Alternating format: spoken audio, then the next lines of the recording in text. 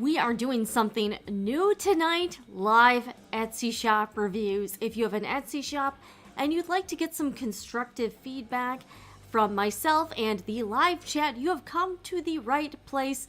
Welcome to Sewing Report Live. I am Jen, who's ready for another Sunday night here.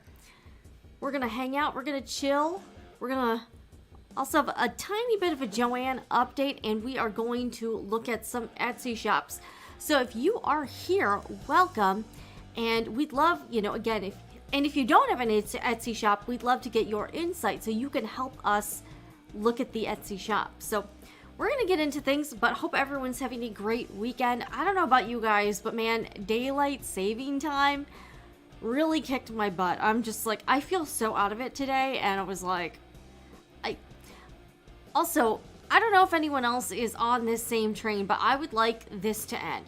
I don't care if we stick to standard time or daylight saving time. I just don't want to switch the clocks. I don't see a purpose. I think this is stupid. We have electricity, guys. I don't understand why in 2024 we are still doing this nonsense with the clock switching. I think it screws everybody up. Nobody likes it. I've never met a single person that is a fan of daylight saving time. Why? Stop the madness. I think we just need to stop the madness. So I was up last night at like 2 a.m. and then of course all of a sudden it goes to 3 a.m. and I was gonna take a shower last night and I was like, well, screw that. It's getting way too late. I gotta go to bed. I think I ended up falling asleep at like 4:45 a.m. thanks to daylight saving time. I hate it. Never been a fan, and as someone who used to work the overnight shift, really hate it. So yeah, I'm like, this has got to stop. Plus, as I was getting ready to do this show, I live in the burbs and somebody's car alarm has been going off every few minutes for the past like half an hour. So that was driving me crazy too. It's been one of those days. So welcome. We're gonna get started. Hello everyone. Yeah, I'm tired of trolls, man. I'm tired of changing time unless it gives me an extra hour sleep. Yeah, and this is the spring forward BS. Like, nobody likes this. Nobody likes this. Hello, Lisa. Welcome. Yeah, we got tired of trolls here, and I know we got Tara in the house. So, as we get into things, if you have an Etsy shop and you'd like it to be reviewed, drop the name of the shop in the chat here, and we'll take a look at it. We'll see how this goes. Again, I don't know. Who knows, we might not get anybody. But if you are here and you'd like to get your shop reviewed, I did try to advertise this a little bit on Instagram and the main Sewing Report channel. So hopefully we get at least a couple people who would like to have a shop review. And a couple disclaimers before we get started. Just some housekeeping rules that we have here for the live chat and for comments on the replay. If you are leaving a comment, please be kind, respectful, and no politics. So if I'm getting the sense you're kind of a bad faith actor, your comment's probably not going to stay. We don't normally have a problem with this, but I do like to keep this a politics-free zone. So I just want to kind of just make that clear for anyone who might be new here. Again, we welcome everyone here, and I just want this to be a place where we can all, just get along. Can all just get along. You know what I'm saying here. You know what I'm saying here. All right, we got the music going on tonight. So first, I would like to give a shout out, as usual, to the live stream sponsor, which is the Sewing Report Etsy shop. Of course, you can find fabric, sewing supplies, and a few handmade gift items here. And guys, you cleaned me out of a few items, so I just had to restock. So I placed an order from my distributor early in the week, and we've got some news. We got some stuff back in. So y'all cleaned me out of the Luxe Sparkle Vinyl, and then I actually have been selling through a lot of these Sew Tights. So I do sell some of the Sew Tights products. I don't sell everything, but there is a link in the description box and in the comments here for the Sew Tights website, and if I don't sell it, you can get 15% off of your order at sewtights.com with coupon code Sewing Report. Just a quick plug for the live stream sponsor here. And so yeah, y'all clean me out of this Luxe Sparkle Vinyl. This is probably one of the more popular items we have. And this can be used in sewing projects, craft projects, and machine embroidery. And one cool thing about this is that it is washable and it is heat resistant. So you can put an iron up to this stuff and it does not melt, which is kind of amazing. It's got sealed in glitter so you won't get glitter all over the place. And I've used this in some applique projects and it came out beautifully. And I also used some of my Sulky Poly Sparkle Thread. I think that's what they're calling it now. And it just looks amazing. So I have this in a lot of colors, and I just reordered a bunch of this because a few of y'all cleaned me out. So I had to pick up some more. We have it in lots of different colors. Sorry, I got a cough real quick. We also have lots of Sew Tights products. I just sold out of these Sew Tights minis. Those are a little bit smaller than the Sew Tights originals, and they're purple. So I need to order some more of those. And another item we have that's very popular is the Refresh Fabric Bundle by Figo Fabrics. This is an amazing fabric deal. You get 14 fat quarters for $34. I have 3 of these left, I believe. And that's all I can get. So after I run out, I will not be reordering this because I can't. But this is a very pretty abstract, like kind of watercolor floral patterns. Very like tranquil colors. I think this would be great, great home decor fabrics. And I'm a big fan of the Figo fabric substrate. I think it feels very nice. And it's just a beautiful, beautiful fabric. So this is the Refresh Fat Quarter Bundle. I have 3 of these left in the shop. I also offer free shipping on orders over $35, and I ship within the United States. So just a quick plug for my own Etsy shop, The Sewing Report, which you can find at sewingreport.etsy.com. How's everybody doing tonight? We are going to, all right, let's take a look at the chat real quick. Yeah, daylight savings is so not cool. I know. Do you know a single person that likes doing it? I have never encountered anyone that enjoys it or even finds it tolerable. I think we need to get rid of it. Let's abolish daylight saving time once and for all. I don't care which time we go to. I just don't want to switch back and forth. I think it makes absolutely 0 sense. Oh, thank you, Tired of Trolls. I want to say that I love your sewing room setup in the background. Thank you very much. This is the IKEA SCOTUS pegboard system and some Walmart shelves. So, honestly, it wasn't like that expensive of a setup, and I do have some lights and all that other stuff.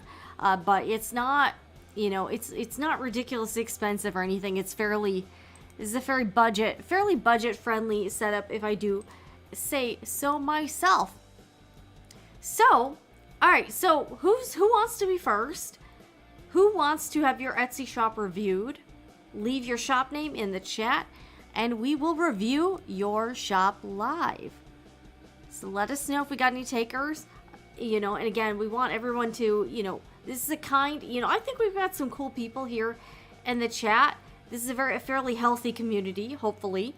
And yeah, let's review some Etsy shops if anyone has a shop to review. And before we'll get into it, though, let's take a look at the latest with Joann Fabrics. I know last week's show seemed to get a lot more eyeballs than usual. So Joann's, a lot of reporting is expecting this company to file for Chapter 11 bankruptcy in the near future, which is pretty crazy.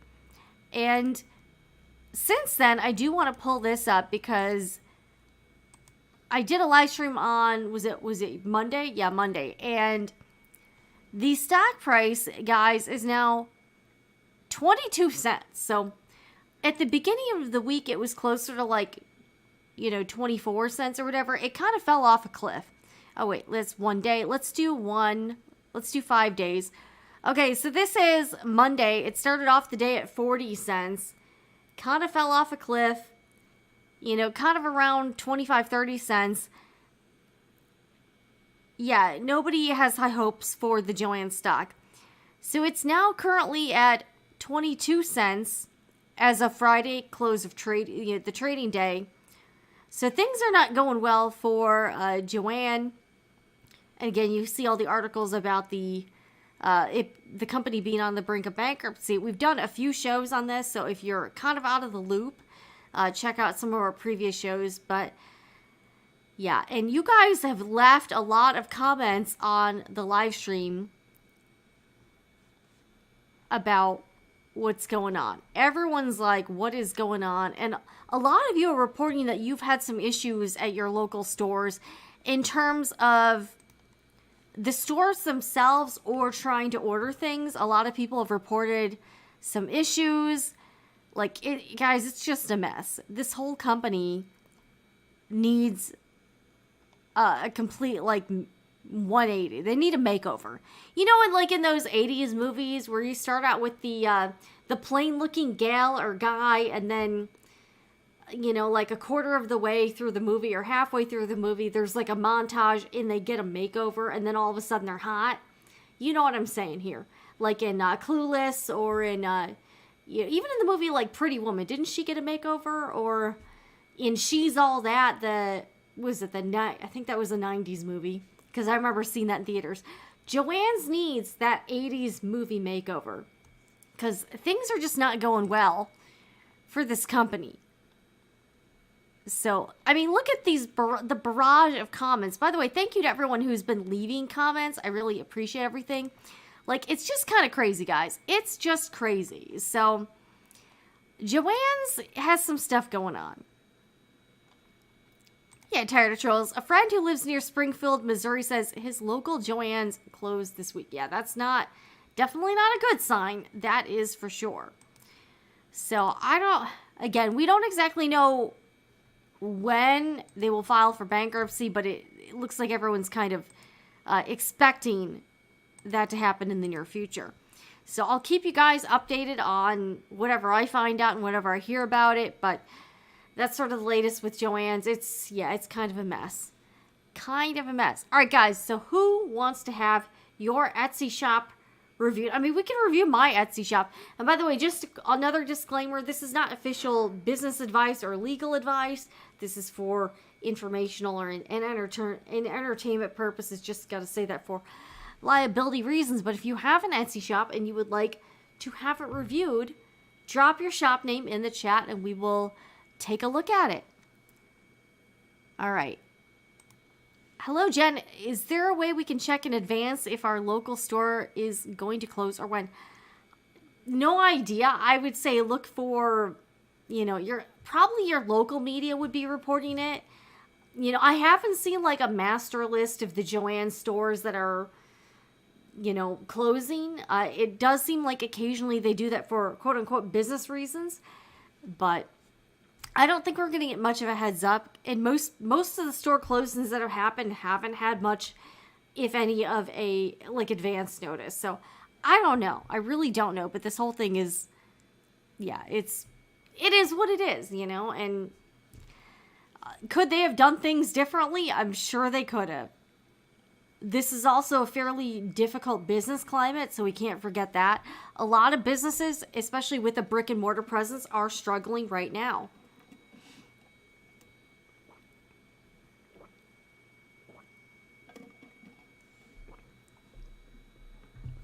But, that's the thing. Is it too late? What can they do from here? I mean, we already know Joann's is controlled, has a majority stakeholder, is the private equity group, that Leonard Green and Partners company. So, I mean, I don't know what else they could... I mean, I'm sure we have got plenty of ideas, but whether or not it would be in time, I really don't know. I genuinely don't. So... yeah, pretty crazy stuff, but Joann's stock is now down to 20. I can't believe the stock is now down to 22 cents. That's just insanity to me. So, who would like to have their Etsy shop reviewed live? Drop the name in the chat, because I'd love to let's get rolling here, and let's get with some Etsy shop reviews here. We'll turn the music back on here. Don't be shy. This is your chance. If you would like to get some honest feedback from myself and from a community of other makers, now is your chance. So don't be shy. come right up.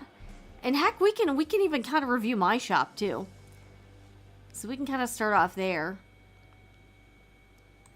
I mean, quite honestly, I'm sure there's stuff I could do to make my shop better.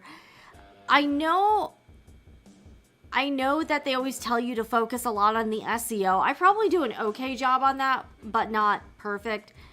I probably have not maximized the search engine optimization with Etsy, if I'm being honest. I think my photos are pretty okay.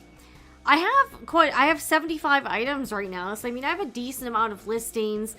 And I will say this about my own shop. It took a while to get traction. Even starting off with a social media presence, it probably took me a year or so to really start getting significant sales. It's definitely gotten better over time, and I do see a real parallel with YouTube and Etsy in terms of just gaining traction and kind of more seeing it as like a gradual increase in success. It's not something that happened overnight. My shop is not blown up. It's not viral. I probably make like on average maybe like 1 to 2 orders a day on average. I've also noticed that lately it's been kind of happening in clusters. Like I'll have 3 days of no sales and then I'll get 4 sales in a day. So that's kind of what I've noticed lately in terms of like trends or patterns with sales. But if you have an Etsy shop, you'd like to weigh in or you'd like to get your shop reviewed, step right on up and drop your shop name and we will take a look at it live. So here's my own shop. I think my photography is okay. I feel like the pictures could be a bit more cohesive. Like you can see I have different backgrounds for some of them. So one thing I think does make a shop stand out is consistent and high quality photography. So like you can see some of my photos, I've got like the wood background, white background. By the way, this white background is just one of those pieces of like foam poster board from like like a Walmart or a craft store. So this isn't anything fancy. I've got like a cutting mat as some of my backdrops, but I probably could be doing a better job of having the background be the same so that like, hey, this is Jen's shop, but I don't think it's bad. My photography's okay. There's a couple listings where I just use the stock photography, and the reason being for the Sarah Hart's labels is because I didn't want to open up the packages and take out the labels. So I thought this photography was decent enough. I might change this out over time, but I thought the product photography that the company did was pretty good. So I was like, okay, we'll go with this. And they did a nice job of laying out the labels, and that's fairly consistent. So, we'll see how it goes. I think over time I may change up the photography, but that's the thing. I don't plan to use all of the labels for my own personal use. So I don't really want to like tamper with the packaging because, that's something that's going to a customer. So that's one thing is that some of these some of these vendors will do the photography and you can use their photography, which is kind of nice. I do take most of my own photos, but for those I decided to go with the photos that they provided. So I was like, okay, cool. So you can see some of my listings here. I do try to be very specific and detailed with my listings as far as the title and the description. So here, we'll take a look at some stuff. And I did use the stock photography for the quilt binding spool as well. So, and weirdly, like I have 2 of these. I've got like the 2 different colors, and the purple one is selling like much better than the other one. I'm not really sure why. I guess people just like that color a lot more. So, but you can see like for this scissors listing here, you can see this one. I was very descriptive with the title, and then I tried to really be very detailed with the description, with the item description too. So if anyone has any questions about Etsy too, feel free to ask in the chat as well, and I'll try to answer it the best I can. So got some shop reviews, and again, my shop I've noticed it's gotten, again, better. It continues to get better and better over time, which is very cool. And I tried to take at least enough photos that you can really get a sense of the product. I also have this disclaimer here just because I have noticed, and a lot of shop owners have dealt with this, is that people won't read the item description. So I do want to try to make that clear to encourage people to actually read the description so that you know what you're getting. And on this one, I do have a product video. I don't have videos for all of my listings, and I haven't really noticed a huge difference in sales with items with videos and items without. So that's just been my personal experience. I really haven't noticed a drastic change.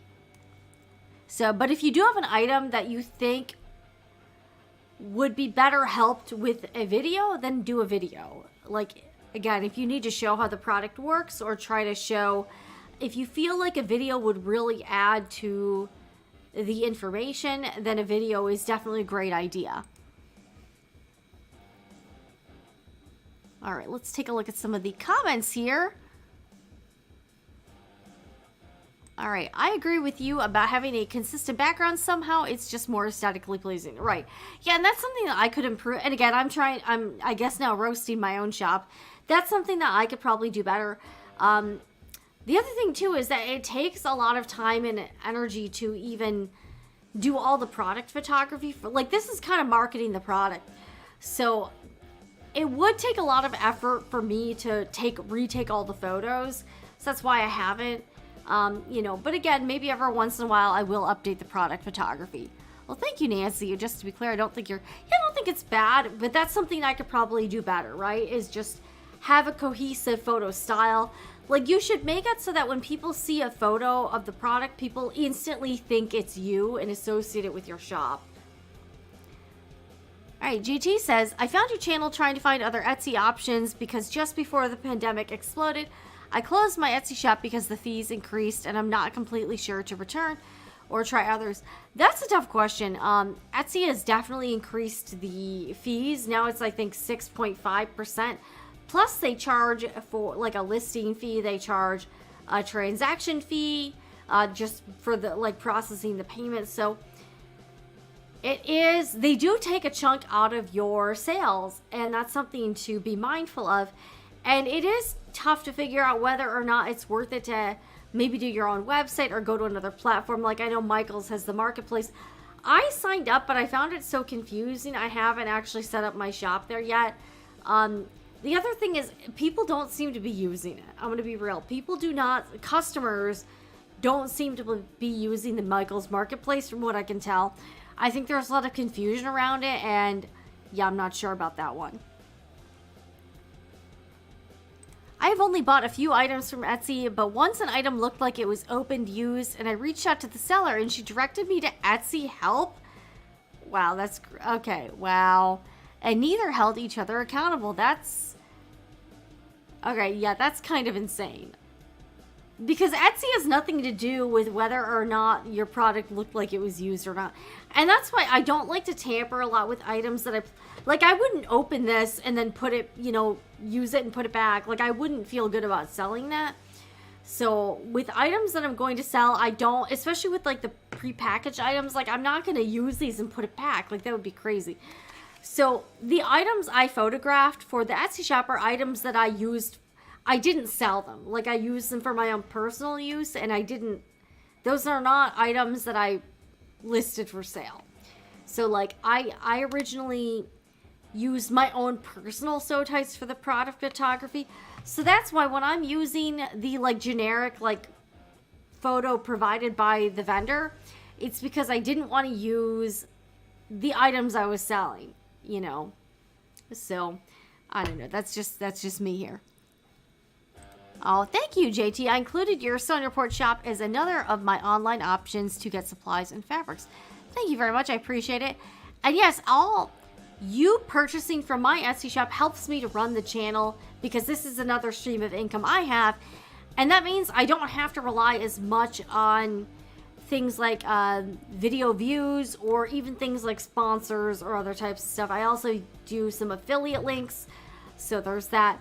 But again, this is another way that I stay independent as a creator, so that I can ensure that I'm making content without the input of brands and stuff like that. So it really helps me to have my own shop and sell products myself, because then I can basically do whatever I want here on the channel. So Yeah, this is, by the way, this is such a beautiful, I have not opened one of these for myself. I'm probably going to sell all of them, but this is a really beautiful fabric bundle here. Here's the fabrics that are included. Super cool stuff. So this is, and again, I'm not, notice this is all shrink wrapped. So I did not like take this out, photograph it or anything like that. So some items I do use the products provided from the vendor, but most of the items I have photographed myself. And actually I was able to photograph this item without opening it up. So I did take the photos myself for the Luxe Sparkle vinyl. So it kind of depends. And the other thing you have to keep in mind too is if you're making things to sell, you're putting all of that work into like doing the product listing, the description, doing the photography. So it makes sense if you're selling more than one of the item, unless it's a super high ticket item, because then you have to photograph each product, but you get a lot more mileage out of, say, your photography photos if you can sell the item again and again, versus you just having one of an item. Like if I just had one of these and I was doing all the work to photograph it, list it, and sell it, again, that takes a lot more of my time and energy. Luckily for this one, I had 6 of these.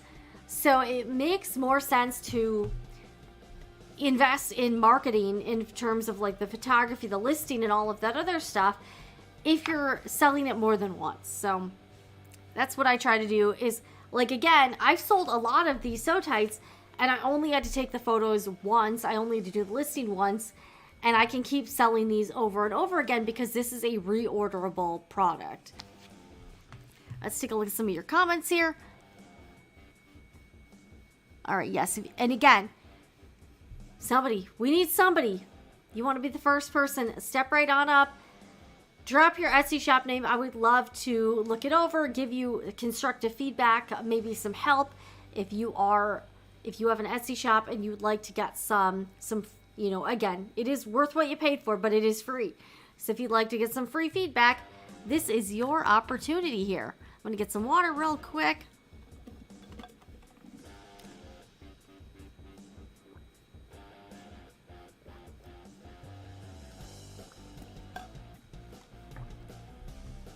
We're rocking out with some music here. And we got our multicam, and we are streaming to multiple platforms this evening. So we have multiple cameras. We got this is camera 2, the overhead camera, and then this is camera 1, the head-on shot here. But yes, let me know if you have any questions, and I'm happy to share any of my own Etsy experience with you if you have any questions. Even if you don't have a shop and you're kind of thinking about it and you just have questions, drop a ear and I'd be happy to answer it. Well, thank you, JT. This Sewing Report channel was a very, very good idea, because it is like to watch the news, but about sewing crafts world. And here's the thing, I've had a really tough time with narrowing down the subject matter for these channels. And I think one of my mistakes for the main channel, so I have 2 channels. This is Sewing Report Live. This is kind of more newsy stuff, community stuff. And then on the main channel, I've tried to mix in too many different types of content. And that, honestly, that hurt the performance of the channel. So that's why I separated the 2, and why I do this like more news, updates, this kind of stuff for Sewing Report Live. And the Sewing Report main channel is just more actual sewing and embroidery. And we'll do some quilting. I'll probably do some fashion sewing. But I did realize I needed to separate those 2 because they were kind of canceling each other out. And I had to come to grips with the fact that the same audience for this type of live show is not necessarily the same audience that wants to watch a sewing tutorial. So I really had to make a hard decision, and that's why I now have 2 Sewing Report channels. So I appreciate your feedback there. But yes, if you have questions about Etsy, questions about anything, now is your chance to ask here. And again, we'll see how this goes. Again, if nobody has any feedback, maybe this is the only time we do this. Thought I would try something new, though, and have some fun. Man, guys, I'm so tired today because of daylight saving time. I'm just like, this was brutal. Like, last night was brutal. I don't know about you. It was brutal for me, though. Like, I'm just feeling, I feel like I just got run over by a truck or something. Like, it's just not good. So, and my husband woke up, he had a migraine, so he wasn't feeling very well either. It did rain last night though, so we definitely needed the rain. And with everything going on, and then the car alarm going off every few minutes, I'm like, what is happening? I feel like I need another cup of coffee.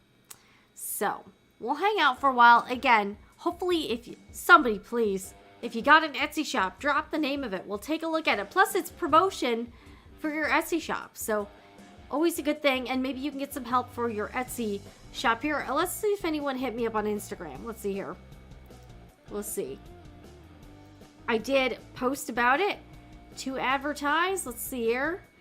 So if you have an Etsy shop and you would like some real-time feedback, drop the name of the shop in the chat and we'll take a look at it. Guys, yeah, I feel so wiped out today. I'm just like, I don't know, does anyone else feel like a zombie out there thanks to freaking daylight saving time that I absolutely hate? I'm just like, this is the worst. This is just the worst. I know, I barely feel alive right now. I'm just like, this is crazy. Oh, and by the way, if you're wondering, I think I have a link in the chat. I think I have a link in the description box. But I actually get a lot of stuff like business cards. I get stickers. Here, I'll show you guys. I get like stickers for packaging and stuff. I actually get this from a website called moo.com, and they do like custom paper products. So I've actually gotten a lot of really cool custom stuff from them throughout the years. And I get these stickers, so I put these stickers on all of my packaging here. So if anyone has any questions about Etsy or packaging or like product photography, anything that you think might help you with your shop, let me know. And let me go get my business cards real quick because I want to show you guys that. So I get all of this from moo.com, and the quality is really nice. They aren't the cheapest option for things like this, but I find the quality has been really good. And they have a lot of options for customization. So that is one reason why I personally really like moo.com. I'm pretty sure I have a link in the, let me just double check. I'm pretty sure I have a link in the description box for them. I'm pretty sure. And if you use my link, you can get 15% off. Okay, apparently I don't. All right. Apparently not. But actually, let me find the link in the... I know I've got a link in my main channel. Yeah, I try not to spam too many links in the description box because it can be a bit overwhelming. But on the main channel, let me find the link and I'll throw it in the chat here. But you can get I believe it's like 10 or 15% off your order. Plus, they do have sales. So even though the prices, it's kind of a more premium product, so the price is a bit higher. But they have sales like 20 or 25% off site-wide fairly often. So if you sign up for their email list, you can get notified. Oh, here we go. You get notified about their sales. All right. So this is moo.com. And if you use my link, okay, get 25% off your first order. So there we go. I'll stick this in the chat here. So this is where I get all of my paper products. Moo.com, get 25% off your first order. And yes, they do run fairly frequent sales. So even if you're reordering or whatnot, this is a referral link. But I don't get actual money. Basically, every time someone purchases using my link, I think I get like a discount or something like that. So nothing crazy, and it's not sponsored or anything. But I am a fan of the products, and I've been using it for quite a while. Let me get my business cards. Hold on one second.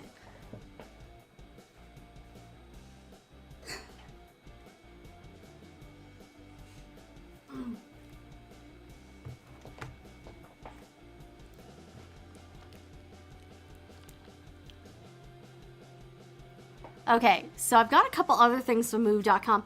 This is actually something I ordered from them. They also have like some funky accessories. Like they've got random stuff like business card holders. So I got this like really cool like paper card case. I just thought this was kind of neat. I think this was like $10 or something, but I just thought it was sort of cool. I'm sure you could probably make this yourself if you got like a cutting machine, but I just thought this was kind of neat. And then these are the business cards I got, and I actually put these in every Etsy shop order. And I got these custom printed from moo.com. One thing I like is that if you are ordering like one pack of business cards, you can actually get different things printed on the cards. So say you do photography, they'll actually, in the same like run, like you don't have to pay like a custom setup fee or anything. You can actually get like if you want to showcase your photography or something or artwork, you can get different things printed on one side of your business card. So if I had like 5 different Sewing Report logos, I could get them, like it would give me like a variety pack of like different things. So this would be great for photographers or artists because you can showcase different pieces of your work on the cards and you don't have to pay, like you can get the same thing on the other side. And then I usually write like a handwritten note on these. But I've been using these cards for a while, and the quality is, they have several different levels of quality. The quality is fantastic, and I just am a fan of the product. So again, not sponsored, but this is a referral link, but really cool products. I get these stickers that I put on like the packaging, and then I usually get my bubble mailers from Amazon. And then I'll also show you this. I use this, I have this Rollo, this is not the wireless one, but I use this Rollo label printer, and it's thermodynamic, so you don't need to buy any ink or toner or anything. So it just does it by heat. So they have a wireless one that's like $100 more. I just got the wired one, and I'm glad I invested in this because it saved so much time by having to like cut out labels and tape them to boxes or packages. This I just buy like a roll or like a pack of labels, and they're, you know, you can use generic ones and they're fairly cheap. They're like $20 a pack. This Rollo printer has been great. I've had this for like 2 years, and it kind of has paid for itself just in the time I save from not having to, just from being able to do labels a lot faster. So again, not sponsored. Also, maybe after this is over, I can link to some of the products I use for the Etsy shop if you guys would like that. I'll put it in the description box after this is done, and then I'll put it in the chat, in like the comments too. Let's read a few more comments here. All right, Nisi J says, I don't have an Etsy shop yet, but what is your advice on opening one with large ticket items? Do you think it would be better to open a Shopify? What kind of, are you talking large ticket items price, or are you talking size? Let us know, Nisi, in the chat. Which one are you referring to? Like, if it's price, here's the thing. Etsy is good at getting trapped. Like, the reason people are on Etsy is because Etsy already has a customer base. And if you're doing like your own website on a Shopify store, here's the thing. I kind of did the math when I was doing my own shop. And for the I just thought doing it on my own was too much hassle. So even though Etsy does have fees and whatnot, there are monthly costs to having a Shopify store as well. So I really think it depends. Also, if you don't have a large social media presence like I did, like when I started the shop, it could be hard for you to draw traffic and market the shop if you're doing it on your own. So I do think Etsy has some benefits that I think are worthwhile. So that's why I decided to be on Etsy, because I could have done it on my website and had people shop there, but I would have to figure out things like Etsy. I'm really glad they figure out the sales tax. That is a huge, huge benefit. Etsy also does draw some traffic to my shop. I draw some traffic to the shop as well. And I don't have to worry. Like, there are a lot of monthly fixed costs with having your own e-commerce site as well. So it might be about even. It could be cheaper to be on. Like, you'd have to kind of do the math. But let me know in the comments what kind of items and like what prices. I have also found with Etsy, it works out best if you're selling items that are easy to ship. Like, so I tend to sell items that are not super big or bulky and don't weigh a ton. So I mostly stick to things that are easy for me to ship, especially since I work out of my home. Honestly, I kind of like the packages to be able to fit in the mailbox. I rarely have big packages. Mostly my packages are bubble mailers that can fit in my mailbox. So that I find makes it a lot easier, in my opinion. So, but it really depends on what you're doing, like the prices you're selling it for. So it kind of depends. Oh my gosh, somebody's revving their engine outside now. Oh geez. What is going on, guys? What is going on?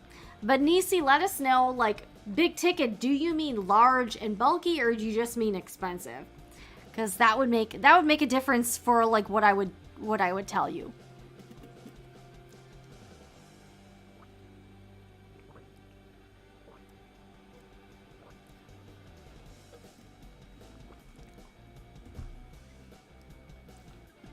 And yes, if you are just joining in, we are doing live Etsy shop reviews.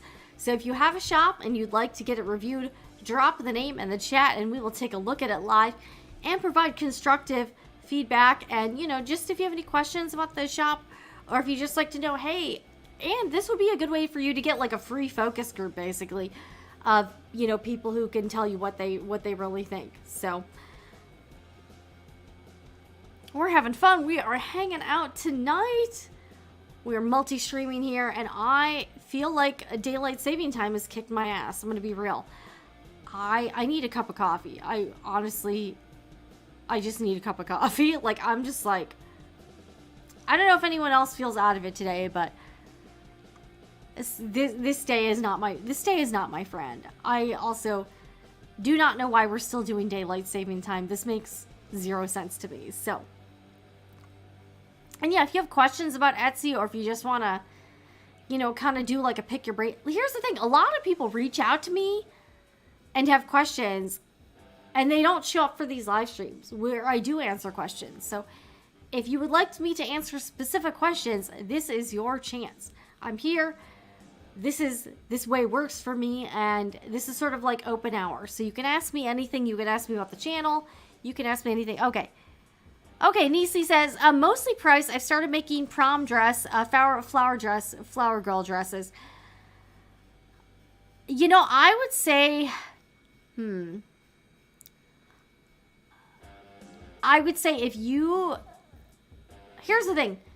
If you do Etsy, there's going to be fees. But if you do your own e-commerce store, you're going to have to pay for marketing somehow. So honestly, I would say if you're just starting out and you don't have like a huge social media presence, I think Etsy is a good way to get into it. Also, there are a lot of tax things that Etsy makes a lot easier, like sales tax. A lot of e-commerce stores don't realize this, but they're not collecting or remitting sales tax. So Etsy does that for you. You don't have to worry about it. You do still have to worry about your own income tax situation, especially if you're self-employed. That's something I would, you know, maybe talk to a licensed professional about. But if you're doing something, I think Etsy would be a good search. They would probably get you good search traffic if you do it right, because a lot of people are probably searching for that on Etsy. So here's the thing. If you do your own website, you're going to have to figure out how to get people to your website, and that's hard. Like, there's a lot of people doing that type of thing. So you need to figure out how to, like, if you don't, again, you could use social media, you could do paid ads, but that is going to be a cost to you in time and or money either way, and effort. So Etsy could be a good, especially if you have really bomb photography and you got good search engine optimization. A lot of people also recommend you read I think it's called like the Complete Guide to Etsy, something like, let me see if I can find it. Complete Guide to Etsy, something, Beginner's Guide to Etsy. I think it's on Etsy. I think it's like an Etsy thing. Oh, here we go. Okay, so here it is. This is from Etsy itself. It's the ultimate guide to Etsy search. Here, I'll throw it in the link in the chat here. Okay.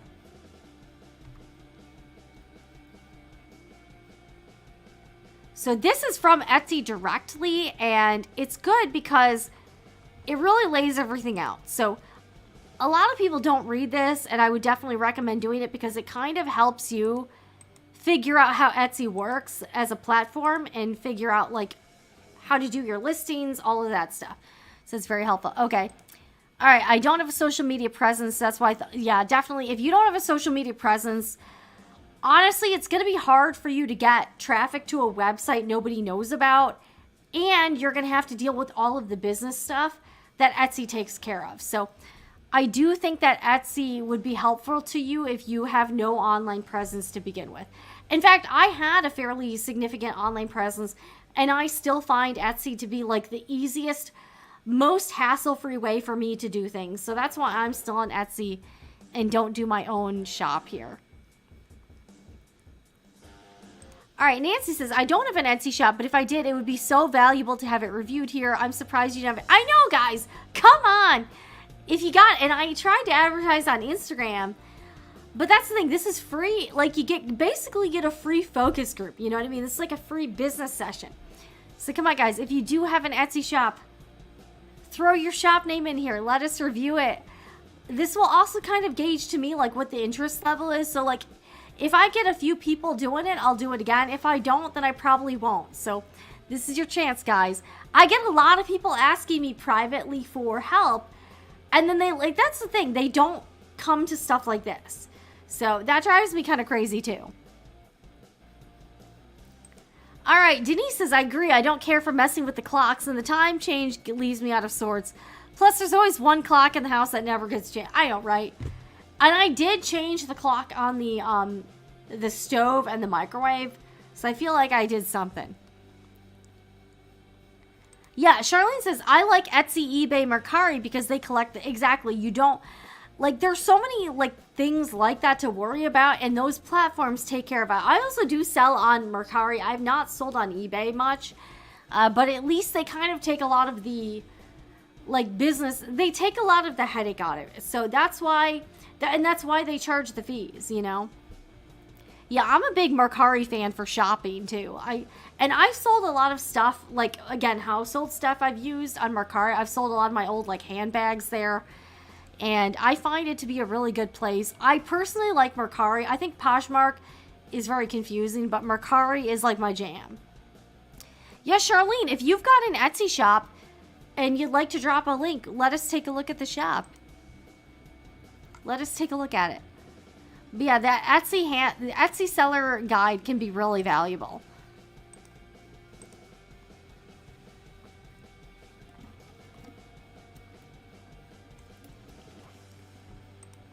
And again, we'll take a look at my shop too. Let's see here.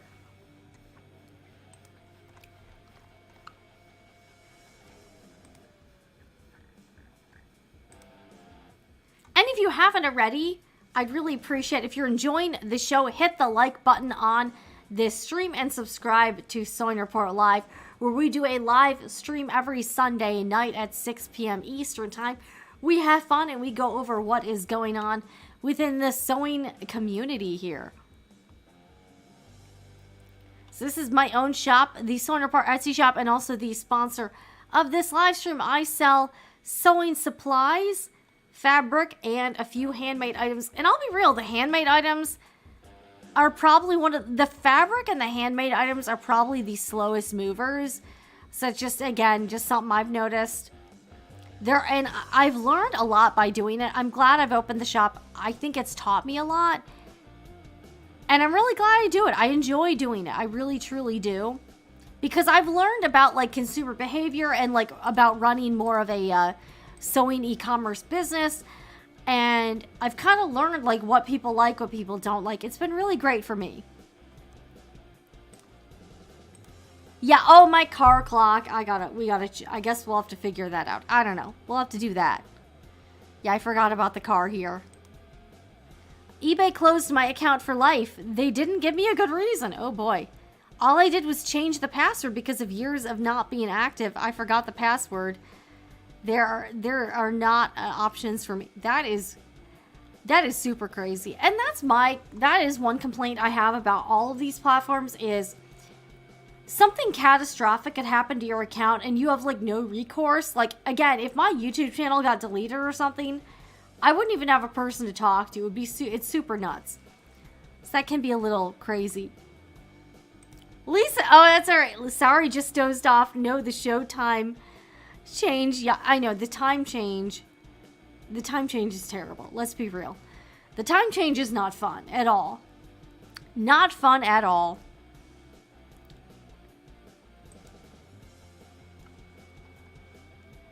Like, I just, all right, you know what? Let's do a poll in the, all right, I'm going to do a poll in the YouTube chat. We're going to do a poll about daylight saving time. I think we'll do. And by the way, apparently it's not like daylight savings time. I guess it's daylight saving time with no S. But I feel like daylight savings time just makes a lot more sense to me. I don't know about you. All right, so I can only do this poll in YouTube, but I want to do a poll. Let's do a poll about daylight saving time. All right, we're going to do it. Let me see if I can do a poll here. All right, how can I do this? I'm trying to figure out how I can do a poll here. Okay. Okay, start a poll. Okay. Ask a question. Do you hate daylight saving time? Yes, no. Okay. We're going to do a poll right now on you. This is for YouTube viewers. Do you hate daylight saving time? Yes, no. Okay. All right. We'll also add a don't care option. Okay. Don't care. All right. So we're going to do a poll. Do you hate daylight saving time? Vote now in the YouTube chat. Yes or no, do you hate it? Okay. We'll see what people say here.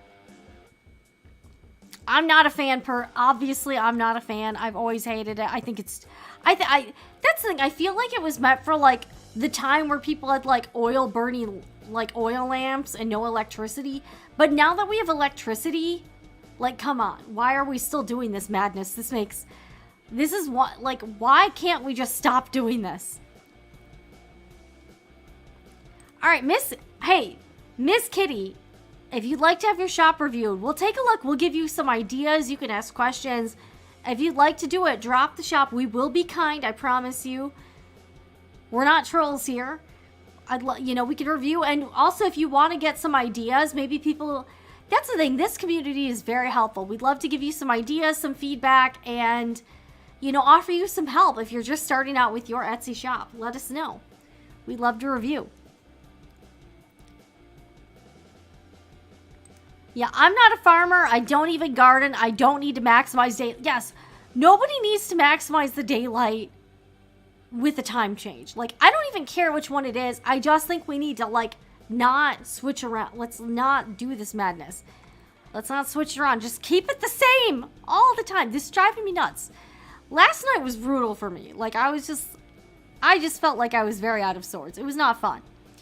Okay, so far the poll has, okay, 9% don't care. 91% say they hate daylight saving time as well. Okay, so 9% of you really don't care. Okay, I just hate it. Like, and I used to work the overnight shift, and I specifically remember one night working, like, on this night, and I had to work an hour extra because I was working, like, 10:30 p.m. to, like, 8:30 a.m. or something. And I had to work an 11-hour shift because of freaking daylight saving time with the spring forward nonsense. It was crazy. It was just crazy. I just had, I'm not a fan. I just think this makes no sense. So yeah, we'll keep the poll up for a little bit. I mean, it's just not, like, this whole thing. Yeah, it just doesn't make any sense to me. I think we need to stop the madness. Let's end daylight saving time once and for all. That's what I think. Let's just end it, guys. Let's end it.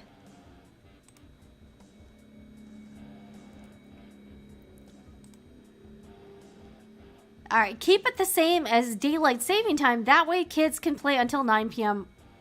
in the summer. I'm cool with that. Like, I don't care which one it is, personally. I just don't want to keep going back and forth. I just think this is stupid. It's 2024.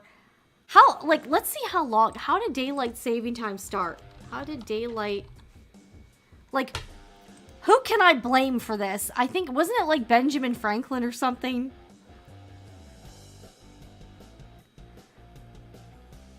All right, let's look at Wikipedia here.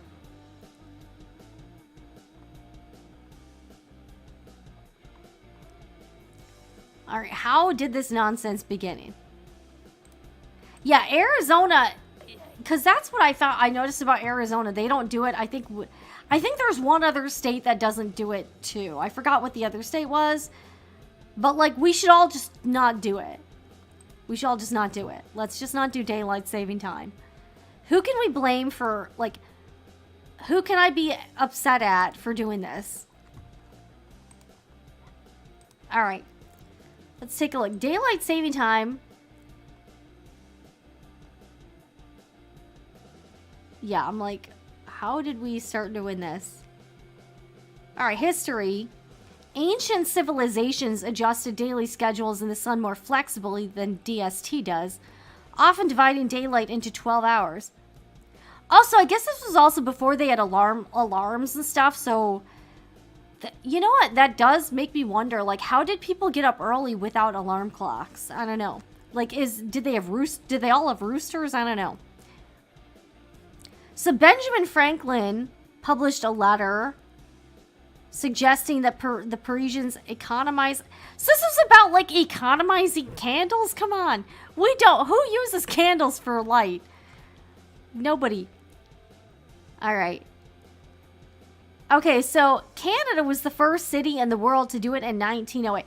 All right, so we've been doing this for well over 100 years. Like, this is crazy. Let's stop doing this, guys. Let's stop doing this. DST was first implemented in the U.S.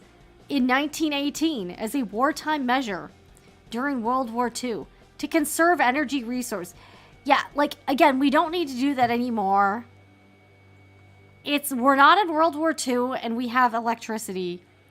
We're not using candles for light. We need to stop this. Somebody stop this. I don't want to do this anymore. And you know what? I live in Florida, and apparently there was some legislation to end it, and I don't know how it didn't get passed. Like, I thought this was something that weirdly everybody would agree on, but somehow we didn't. Somehow we're still doing this BS. I don't know. I don't like neither the daylight saving time or the time change during fall. I need more than a week to adapt again to the change. Besides that, I don't really care. Well, I appreciate the comment there. Got here a little late, so I missed the Joann's Death Watch. I'll catch that later. I heard that Michael's in Gig Harbor, Washington, let go. Oh, we gotta look this up. Let go of the cashiers and installed self-checkouts. Can you imagine self-checkout only at a craft and fabric store? Wow. That's great. Okay, Hawaii is do they not do it? I thought it was, that makes a lot of sense. Hawaii and Arizona are doing it right, guys. They're doing it right. What is everybody else doing? We gotta stop this. Yeah, why? Nobody needs to economize candles. Guys, it's been over 100 years. Why are we still doing this? This is crazy. I know we're getting off on a tangent here, but this is nuts. Okay. Yeah, exactly. This isn't even political. Like, this is just common sense. I've never met a single person that is against ending daylight saving. Nobody likes it. Like, I feel like this is something that 99% of us would agree on. Probably more than 99%, if we're being honest. Like, why are we still doing this when we could just stop it? Nobody wants to do this crap. Nobody, literally no one. All right, let's take a look at the poll here. All right. 70, wow, okay, so I'm surprised. This is shocking. All right, how do I share this? Okay, so currently 78% of you hate it. 11%, no, I am surprised. Okay, and another 11% say don't care. All right, to the 11% say that you don't hate it, are you just trying to be contrarian, or do you actually is there something you like about it? This is very surprising to me. Or are you just trying to trigger me? I don't know. This is funny. I am surprised that 11% of you do not hate. I just freaking hate it. Like, I feel like this is, I just feel like this is madness. I don't know. This is crazy. All right, also, let's look up to see if the Michaels, all right, Michaels self-checkout Gig Harbor. Is that really a thing? I just can't imagine how that would go down. Huh.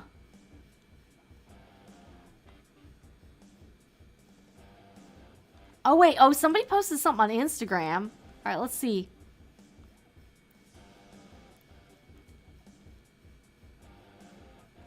Okay, well, we can take a look at this. Somebody posted something on Instagram about it with some photos. Okay. So this is from user Love Jody Renee.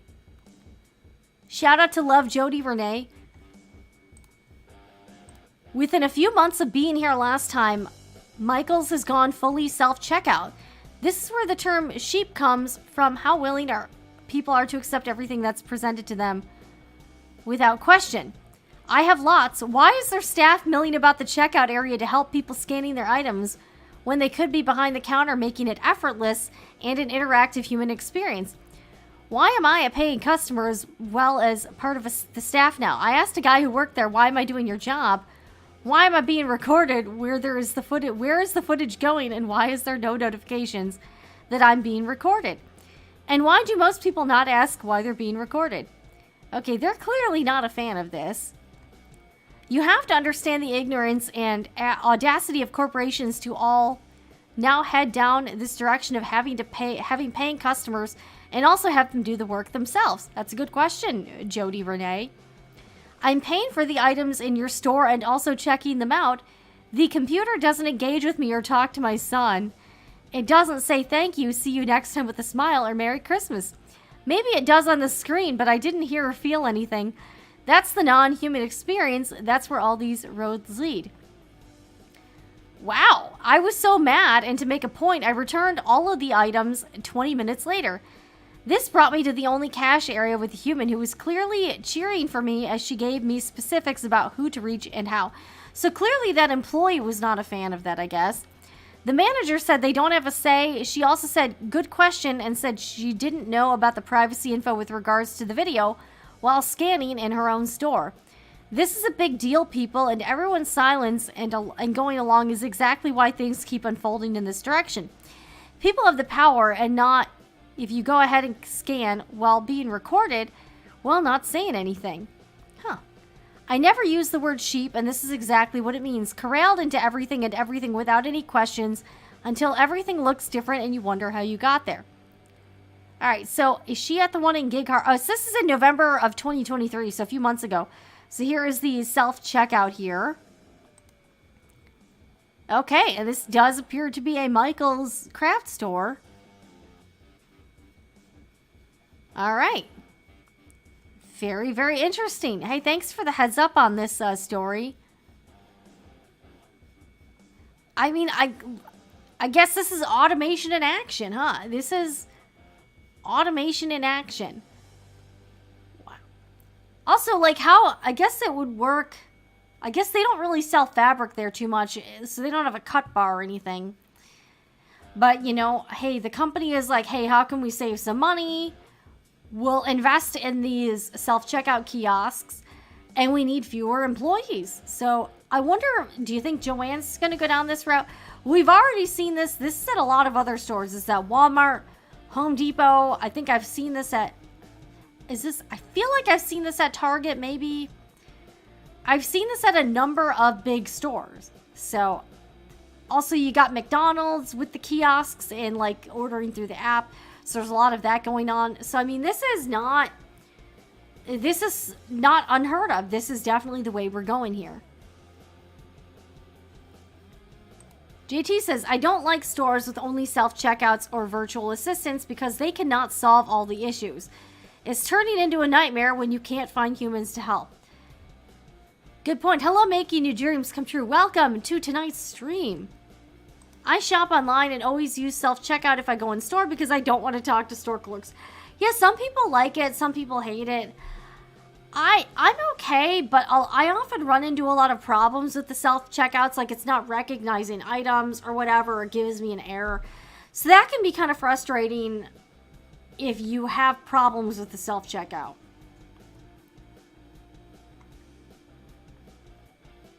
As I understand, 3 people were laid off at the Gig Harbor store. That's pretty interesting there. Yeah, Target, Lowe's, Walmart, all have self-checkout. Yeah, a lot of these stores are now like kind of weighing the cost options of employees or having the self-checkout kiosks. I'm sure they're pretty expensive, but they kind of recoup the cost over time. That's just the reality of it, you know? I'm guilty of using self-checkout if I have just a few items. Yeah, sometimes you're like, okay, I just want to get through this. And sometimes it makes sense, you know? So sometimes it does. And if you guys are just joining us, you have an Etsy shop and you want to get a live shop review, hit me up here. This is your opportunity. You can get some real-time constructive feedback and sort of a live focus group here. If you have an Etsy shop, drop your shop name in the chat. We have not had anybody take us up on this yet. So this might be the first and last stream doing it. I'm going to be real. Like, I kind of have to go with, you know, viewer response. And if nobody wants to get a review done, you know, let's be honest, this might not make sense. So if you have a shop and you'd like to get it reviewed, drop it in the chat and we'll take a look at it. We will be kind, I promise. And maybe we can help you, give you some ideas, all that other stuff. So let us know and we will review your shop live here. I'm going to get some more water. And I'm just feeling, again, I feel like I got hit by a truck thanks to daylight saving time.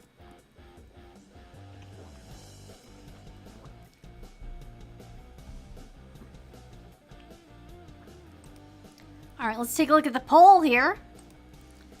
All right, we now have, I asked, do you hate daylight saving time? 78% said yes.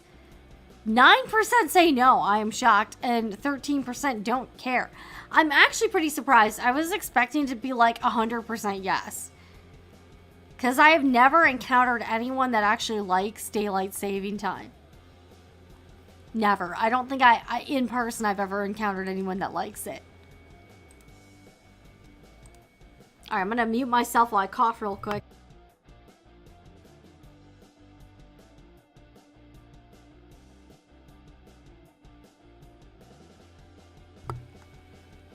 Hey, no worries. If you don't have a shop, you don't have a shop. Yeah, Lisa, I thought it was a great idea too. So I was hoping we would get some people, because I get asked about this type of stuff all the time, and I thought it would be ideal for us to at least get a show out of it, you know? Because that's the thing. I've been trying to encourage people. I get people writing personally, like emailing or DMing. And that's the thing. I don't want people to do that. I want them to like participate in this live show or leave a comment on the YouTube video. And people just can't do that. So I don't. That's the thing. Like, I'm not going to get, like, if someone emails me, I don't know them. I'm not giving them free business advice or whatever. But if they do it on a live stream, that I advertise being here for help, I'm totally fine with it. But I've noticed the people who email and DM me asking for one-on-one attention, they've never even left a comment on the video and any videos before, and they never show up to these live streams. So like, it's like, I'm like, look, if you can't follow basic instructions, like I can't help you there. I can't help you. So if you do have an Etsy shop and you'd like to get it looked at, this is your chance, guys. This is your chance.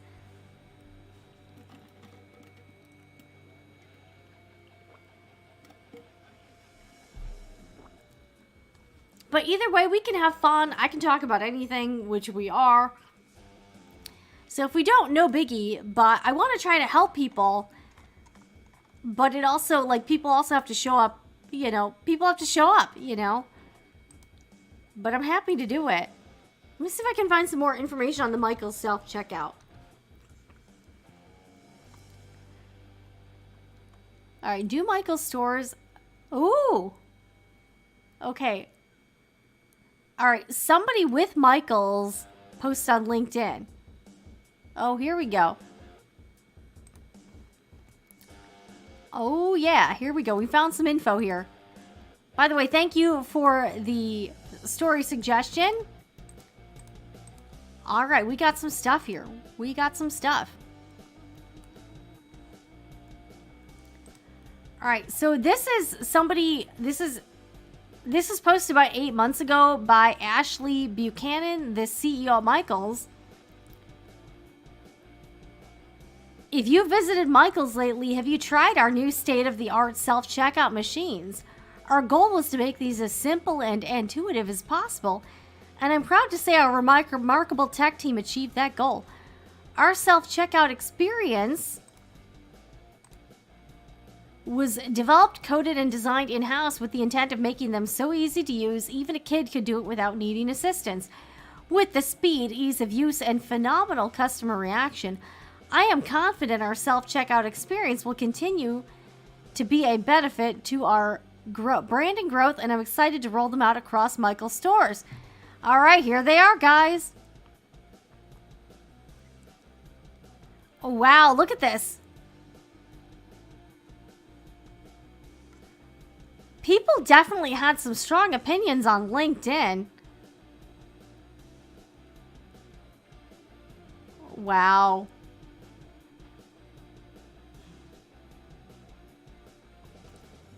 Look at this person. This person's at Ace Hardware. At $12 per hour, having a cashier will cost the store about $50,000 per year.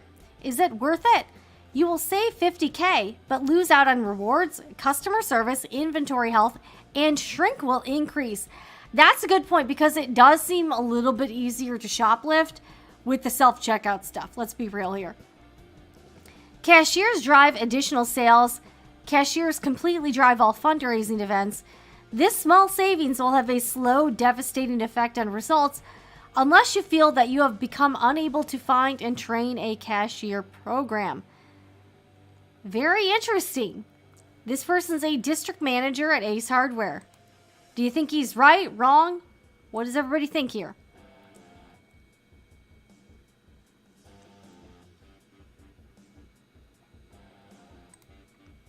All right. You know, that's a valid point, but here's the thing. We try to be very friendly here, and here's the thing. If you want help on your Etsy shop and you want to be part of the live stream, this is also good promotion for your shop so that we can get the word, we can give you some feedback. So, hey, not everyone wants to do it, but, you know, again, this is a public forum, and again, I'm happy to do it, but it's got to be, you know, it's got to be part of the show. So, you know, you got to have some guts. You got to sometimes you got to put yourself out there, right? Got to put yourself out there. And yeah, it can be hard to hear feedback sometimes. But again, I promise this will be constructive feedback. Nothing mean or nasty. Just, it will be honest. But a lot of us have things we can improve about what we're doing with our business or with our lives. And sometimes, you know, it can be good to get feedback from objective outsiders. So if you do have a shop and you'd like to participate, I'd love to have you be the first person to get your shop reviewed on Sewing Report Live, and we'd love to try to help you. I had a shop and closed it when they started pushing free shipping and upping fees. Yeah, that's become a problem, not to mention drop ship crap. Etsy definitely has some problems, that is for sure. For sure. Self-checkout is great unless you have a problem, then good luck getting it resolved in a reasonable amount of time. Yeah, I've been there. And it's like, they have like 6 self-checkout kiosks, and then you got like one person that's there to like oversee it, and they got to run around because everyone, especially at the grocery shopping store ones, everyone is always having issues, especially if you're like buying alcohol or something. You got to show your ID, you know, you got to get them to like override it and stuff, and it's always kind of a mess. Well, thank you. Yes, if you are enjoying this show, give this stream a thumbs up. And if you're not already subscribed to Sewing Report Live, I would greatly appreciate it. You can also check out my Etsy shop, my own Etsy shop, sewingreport.etsy.com, to purchase fabric, sewing supplies, and handmade gifts. All right, we got Cindy. If you don't have an Etsy shop, where do you sell? That's a good question. Lisa, do you still sell, or did you just have you just sort of like not stopped selling and just make personal stuff? That's a good question. That is a good question here. And if you have an Etsy shop, drop the name of it. We'd love to take a look at it. Or if you just have questions about selling on Etsy, we'd be happy to answer those as well. We are here to help. All right, Denise says, with the exception of fabric and patterns, Joann and Michael's. Yep. Are similar, yeah. That's true. Yeah, they are very similar, but yeah, Michael's doesn't really sell fabric by the bolt, from what I can tell, and they don't really sell sewing patterns, but they are kind of merging into like very similar chains. Also, like, let's be real, a lot of these stores are also kind of merging into like TJ Maxx and Home Goods. Like, they sell like a lot of the same random items, which doesn't make a lot of sense to me, personally. I don't know. Let's get some more water here. I don't know what I gotta figure out dinner later too. I haven't eaten yet today. Guys, I've been kind of, yeah, I woke up super late today and I was gonna take a shower last night, but I was like, it's 3 a.m. I'm just gonna go to bed.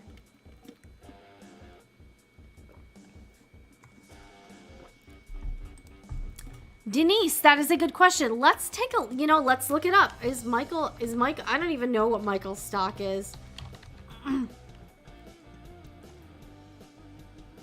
Michael's company. Let's see, Michael's craft store. Stock.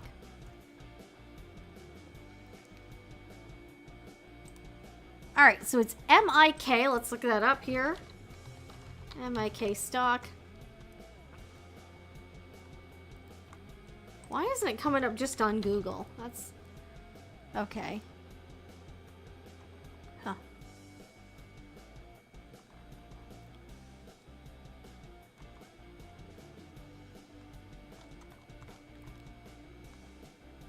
All right, this is from like investing.com. I'm hoping this is like the right store.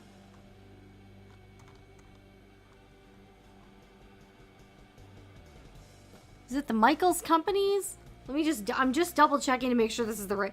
And by the way, this should go without saying, but this is not financial advice at all. So please don't take my stock advice or anything, because I'm obviously not a stock broker or an expert.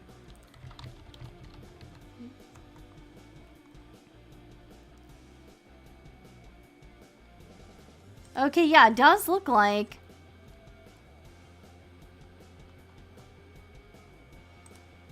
Alright, yeah, this does look like this is right. Let me just pull this up here.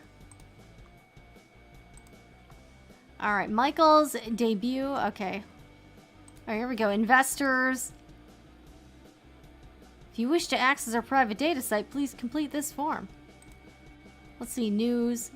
I haven't been to a Michael's. Oh, this is interesting. Very interesting. Michael's announces plans to expand assortment and lower prices on fabric. Ooh. I wonder if they're making this move in light of everything that's happening with Joann's. I don't know. Interesting. Enhanced fabric assortment rolling out to hundreds of additional locations starting this month. Michael's, the best place for all things creative, today announced plans to expand the assortment and distribution of fabric to hundreds of store locations, as well as lower prices on the current fabric offering beginning this month. Further establishing itself as the single destination for everything to create anything, Michael's continues to evolve its product assortment to cater to a wider audience of creative customers, which also filling gaps in the marketplace. According to a recent survey, 26% of people who purchased arts and craft supplies in the last 30 days included fabric in their purchase. At Michael's, we are constantly assessing and evolving our assortment of fabrics to anticipate the needs of our customers, said John Gare, Chief Merchandising Officer at Michael's. We know that our customers prioritize value and choice, and we believe enhancing and extending our fabric offering, as well as lowering our prices, is another way we can ensure Michael's is the best place for all things creative. Customers can shop lower prices on Michael's current fabric assortment this month, starting at 89 cents per yard. The expanded assortment of fabric begins rolling out this month and will be available in hundreds of additional store locations by fall of 2024. Huh. So what do we think? Do y'all think that this might have something to do with all of the Joann's turmoil? Like maybe Michael's is seeing some opportunity here? They're like, hey, Joann's is in flux. Let's move. I don't know. Like, and also, does this mean they're going to start selling fabric by the bolt? Like, what do we think here? That's very, very interesting, honestly. Super. And they put out that press release after the Joann's bankruptcy news came out. So I'm wondering if that means anything. You know what I'm saying here? You know what I'm saying? I'm still trying to find the Michael stock stuff here. Right, so this is Michaels Companies. Let's see, the Michaels Companies stock.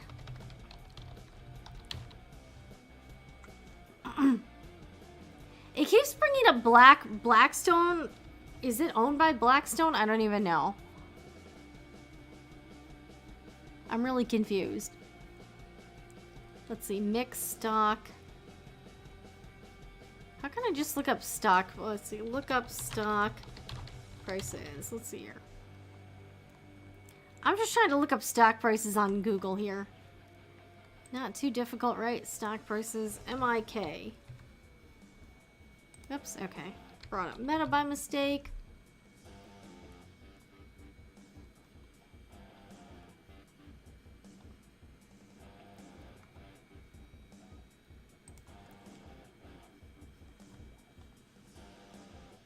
Okay, this is the right company. And their stock is actually doing better. Okay, let's pull this up. Let's see here. Yeah, check their... Now look at their stock. Their stock is currently... Oh, wait, this... I might go to different... This one's a little hard for me to read, so... Here's all their press releases. That's very interesting that Michaels is going to be expanding the fabric offerings. And I'm wondering if that means like fabric by the yard. That sort of thing. Very interesting. Let's look up this Ashley Buchanan person too. So they're the CEO at Michaels. Okay.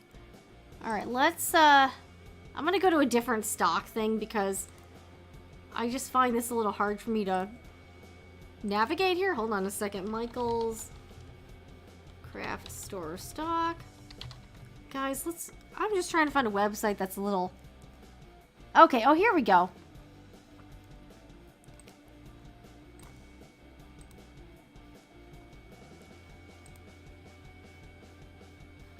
Alright, I'm trying to find a website that's like easy to like see everything, if that makes sense. This one's not it. This is pretty bad, guys. This is pretty bad. Is Market Beat gonna be... No, oh, this is the same one I clicked on. Let's see the street. Is this gonna be promising? Okay, this one's not bad. Okay. I feel like we can do this one. Alright, this is courtesy of the street.com. And the stock price at Michael's is currently $21.97, while Joann's is like 22 cents. Alright, and this one's at least easier to navigate. Alright, so let's do like a year. Why isn't this... It's really not a helpful... Oh, here we go. Has it really been the same price for like a long time? Is it still publicly traded? I think so. Oh wait, you know what? It looks like it hasn't been traded since 2021. So I don't... Okay. This doesn't look like it's publicly traded anymore. That's why the... That's why... Yeah, I don't know. Did it go private? Let's see, who owns Michael's Craft Store? Because I was wondering why the chart was just like a solid bar. Who owns Michael's... Yeah, it doesn't seem like you can still buy it. Okay. Okay, it's owned by Apollo. This is an Apollo Global Management. Okay. Okay, so so Michael's, that's why it's not publicly traded. So it's now private. Okay. Okay, here we go. So you can't buy the stock. It last traded at $21.97, but it hasn't been available for like a really long time. Let's see here. Because it was purchased by, what do you know, a private equity group, Apollo Global Management. Okay, so you can't buy the stock and it's not publicly traded currently. Let's see, Apollo Global. Let's look up this. Let's do a little digging here. So this is who owns Michael's Craft Stores. This looks like a very crafty website, doesn't it? But hey, they're not doing nearly, they're doing less bad than Joann, so. Let's see if there's like a portfolio of properties they own. I don't know. Overview. Yeah, I don't know. How can we see what they own? History? I don't know.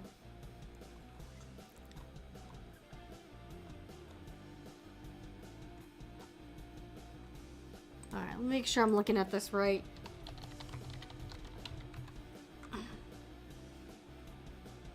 Alright, now that is right. Okay. Oh, and they are publicly traded. Their stock price is like $108. Okay. Okay. Alright, so this is the company that owns Michaels, called Apollo Global Management. Alright, let's see. And their stock is actually doing pretty well overall. Look at. Let's see. Let's do 5 years. Yeah, wow. So they purchased Michaels like somewhere around here. They've had a dip, but like they're not doing too bad. Yeah. And they also own like an aerospace supplier and some other stuff. Let's see what they own. What does Apollo Global Management own? Okay. Let's check it out. Okay, yeah, they own a lot of stuff here. Okay, there.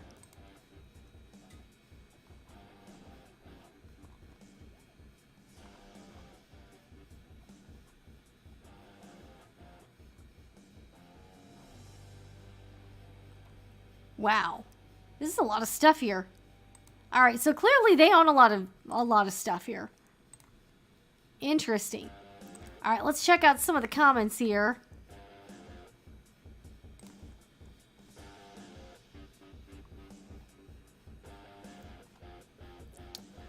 All right, I was selling at markets, but there are too many and there is no sense of community. You know, I have never sold at a market, although my mom and grandma used to sell at craft shows, but this was back in the 90s, so it's been quite a while. It does seem like it's fairly expensive now to get like a booth or get a table at these shows or sell at the markets. That's interesting. Here's an online fabric source, Riverside Fabrics. All right, thank you for that. Thank you for that. All right. My Scrap of Mamas here went to Joann today and found wide back quilting cotton ringing up as remnants. Brought my Bella Solids to find something similar, and I believe I found exact matches in 108-inch wide fabric for $3.93. Score! All right, awesome. That's great. That is amazing to hear. Hey, that's not on you what it rings up as. That's very cool. All right, Lisa says, I sold aprons, just stopped selling. The time it took and details I put in made it hard to make a profit, hard to compete with mass production they allowed in, just so for pleasure and gift making. Yeah, that's very relatable, Lisa. I think, yeah, making handmade items and competing with everything that's available is tough. I think it is hard, and you have to sort of develop like a name for yourself to sell things at the prices you would need to in order to actually make a living doing it. It's really difficult. Maybe Michaels will pick up the fabric ball. That would be great. They should. I mean, really, they should. It's an opportunity there. It is an opportunity. I do think they are taking advantage of a perceived opportunity. I'll have to see the quality of fabric, if it's garment type or craft quality. Let's take a look at the Michaels website and see what the let's check out let's see what they got. All right, let's see fabric.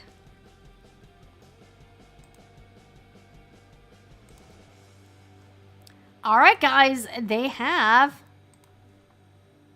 All right, these damn pop-ups, guys. I hate. All right, yeah, we get it. All right, fabric and sewing shop. Stock your fabric stash. We got all the materials and tools you need. So it does look like you can buy fabric from the yard online. I'll have to check out a Michaels store too to see what they have in terms of, you know, see if they've got bolts in. All right, they got the fleece we all love here. Let's see let's see how much they have.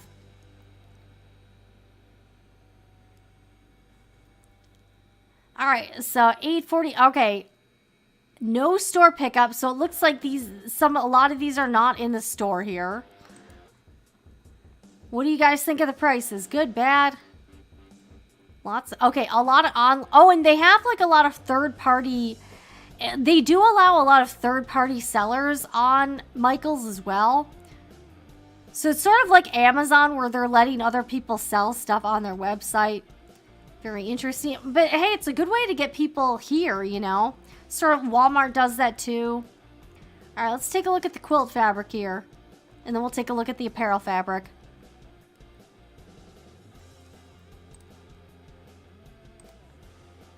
All right, so I mean, that's not bad, like $4.89 a yard. Novelty. Not bad. And their regular prices aren't, like, they didn't mark everything up to, like, put it on deep discount. It seems like they kind of price things reasonably. So they do have a lot of, I mean, so hey, Mike, maybe I'll try to place an order at Michael's and see what happens here. And you can purchase this by the yard, so that is pretty nice. Great buy. Let's see what the most expensive, let me sort it by, like, most expensive to see what, there we go. We'll price high to low and see what comes up here. Website's a little slow to load. Okay, so they have some bundles. I mean, hey, this isn't bad. Okay, lots of third-party stuff here. So a lot of this stuff, keep in mind, if you see it sold and shipped by another company, Michaels is basically the platform and you're actually purchasing the fabric from another company. But this could be good. It kind of aggravates some of the fabric shops. I mean, not bad. Also sold by Blick Art Materials. Let's take a look at the apparel fabric here.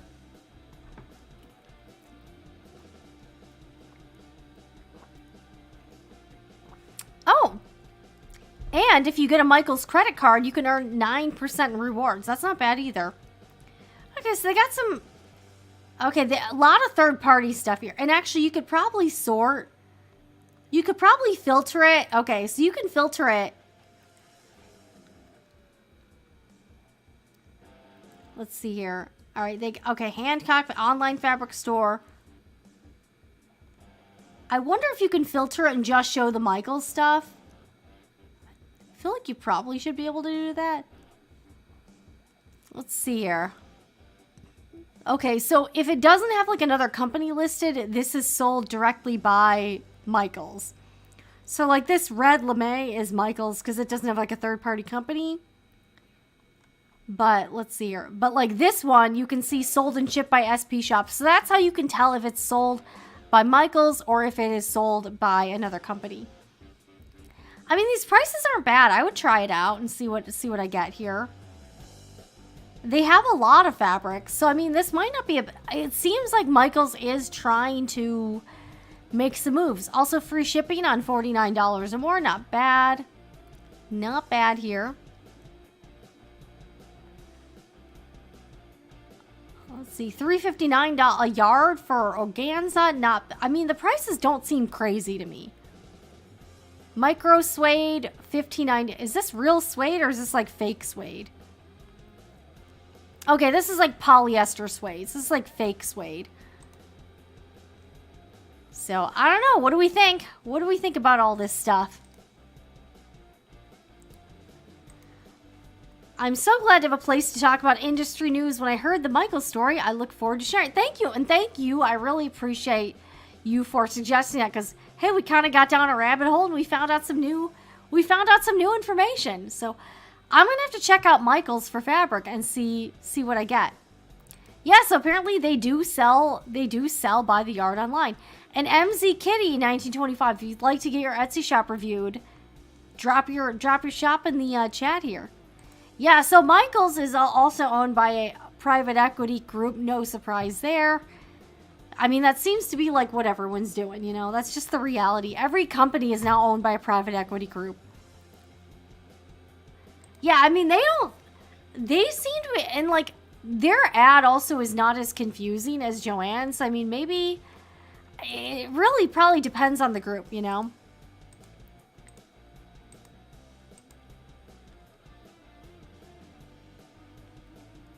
I didn't know how deep this story topic would go. Wow, I'll have to check out my local Michaels. And if they start putting the bolts in the store, I think that would be a good thing and give people another option to Joann's. All right, chambray linen. That's a little... Some of these are a little expensive, let's be real. Not everything's cheap, but...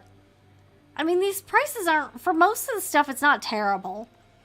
And if you get a good Michaels coupon... Plus, they've got that credit card, so you can get 9% rewards. So, they do have some things going on. Free shipping over $49. And you can get 40% off regular price fabric. So, they do have a lot of coupons and deals as well. I mean, some of this fabric doesn't look bad. And also, you can search by... I feel like you should be able to search by fabric type. Yeah, here we go. So let's search by 100% cotton. All right, not a lot here. All right, so they have ivory cotton lawn and black cotton lawn for $9.59 a yard. All right, let's take a look at the bridal and special occasion fabric. Let's see what they got here. I don't know. All right, red fai, probably pronouncing that right. Satin, glitter satin. I mean, these aren't terrible prices. These aren't like crazy prices. Lace, $8.89. Hot pink satin, $6.99. I mean, not bad. And they've got the coupons. Mint green chiffon, that's pretty cheap. You can get a coupon. I'm sure it's polyester chiffon, right? Yeah, $4.90. Oh, coupon. Okay, so some of these, no coupons. So the Great Buy fabrics seem to be no coupons. So, but still, that's not terrible. Polyester, it's with the 58 to 60. So, I mean, the fabric, and they do have some pre-cuts. They've got a lot of other stuff.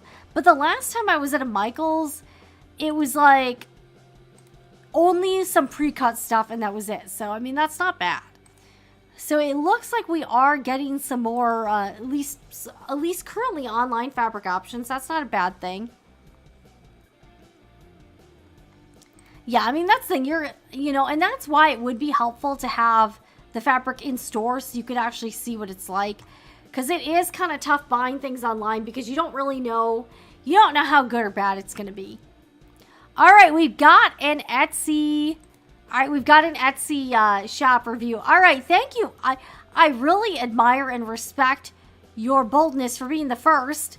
All right, let's check this out here. All right, we're gonna CreationsBySavari. All right, let's see if we can find it. All right, Creations by, and Miss Kitty, if you have any questions about your shop, or about Etsy in general, feel free to ask. Okay, here we go. All right, we are going to do our very first Etsy shop review here. We are going to do CreationsBySavari bags. Actually, you know what? I'm liking what I'm seeing so far. Let's all right, so we're going to do and guys, be kind, be constructive, nothing mean, all kindness here. We're going to do our first ever Etsy shop review here at the Sewing Report live. All right, so this is CreationsBySavari, bags, wallets, and more. All right, so I will say I like your logo. I think it's very clear what you're offering, and I think that's a good thing.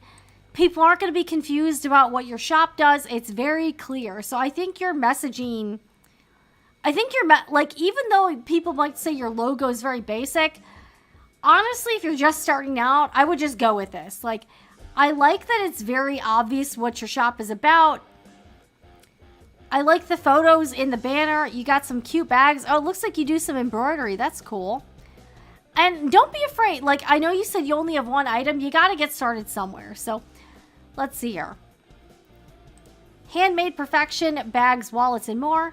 All right, your shop announcement. Hello and welcome to your... And if you have any suggestions or just thoughts about CreationsBySavari, drop it in the chat and we can see... We'd love to see, let's give them some feedback here. Hello and welcome to your favorite handmade shop. I'm currently waiting on new equipment. Unfortunately, no bags or wallets for now. Please take a look at our other offerings. Thank you for support. You know what? Hey, you're being honest. I like the,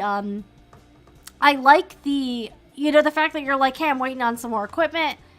All right, so right now you are selling a, let's see, you got a Spooky Vibes 20-ounce double insulated tumbler with lid and straw.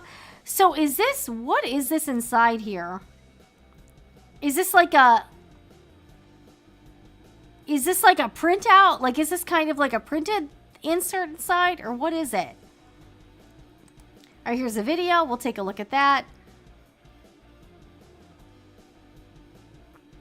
I like that you got one of those things to take the photos and videos. I've seen those. That's very cool.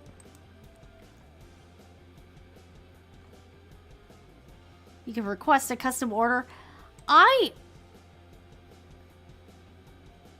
Did you design that insert in there? I think it's cute. You know, I think your listing seems, again, I'm not like I wouldn't say I'm the foremost Etsy and like SEO expert, but this seems like your title seems very, you know, it seems very clear. So it's not like people would be confused about what it is. Let's take a look at your listing, your description. Now, one good thing about this, it seems like you really took the time to craft your item details. All right, allow me to introduce a svelte revolution in drinkware, double insulated tumbler. If you've ever desired an accessory that complements why everyone is obsessed with our tumbler, every season elegance. Ooh, pure sophistication design. You really took a lot of time to craft the item description. Finest 304 stainless steel. Wow. Fortified structure, still on the fence. Consider this. So let's let CreationsBySavari, what do y'all think about her item and her shop? Her kind of shop branding. I will say, so I like the logo. Oh, you got it from Etsy. Okay. Got it. Okay.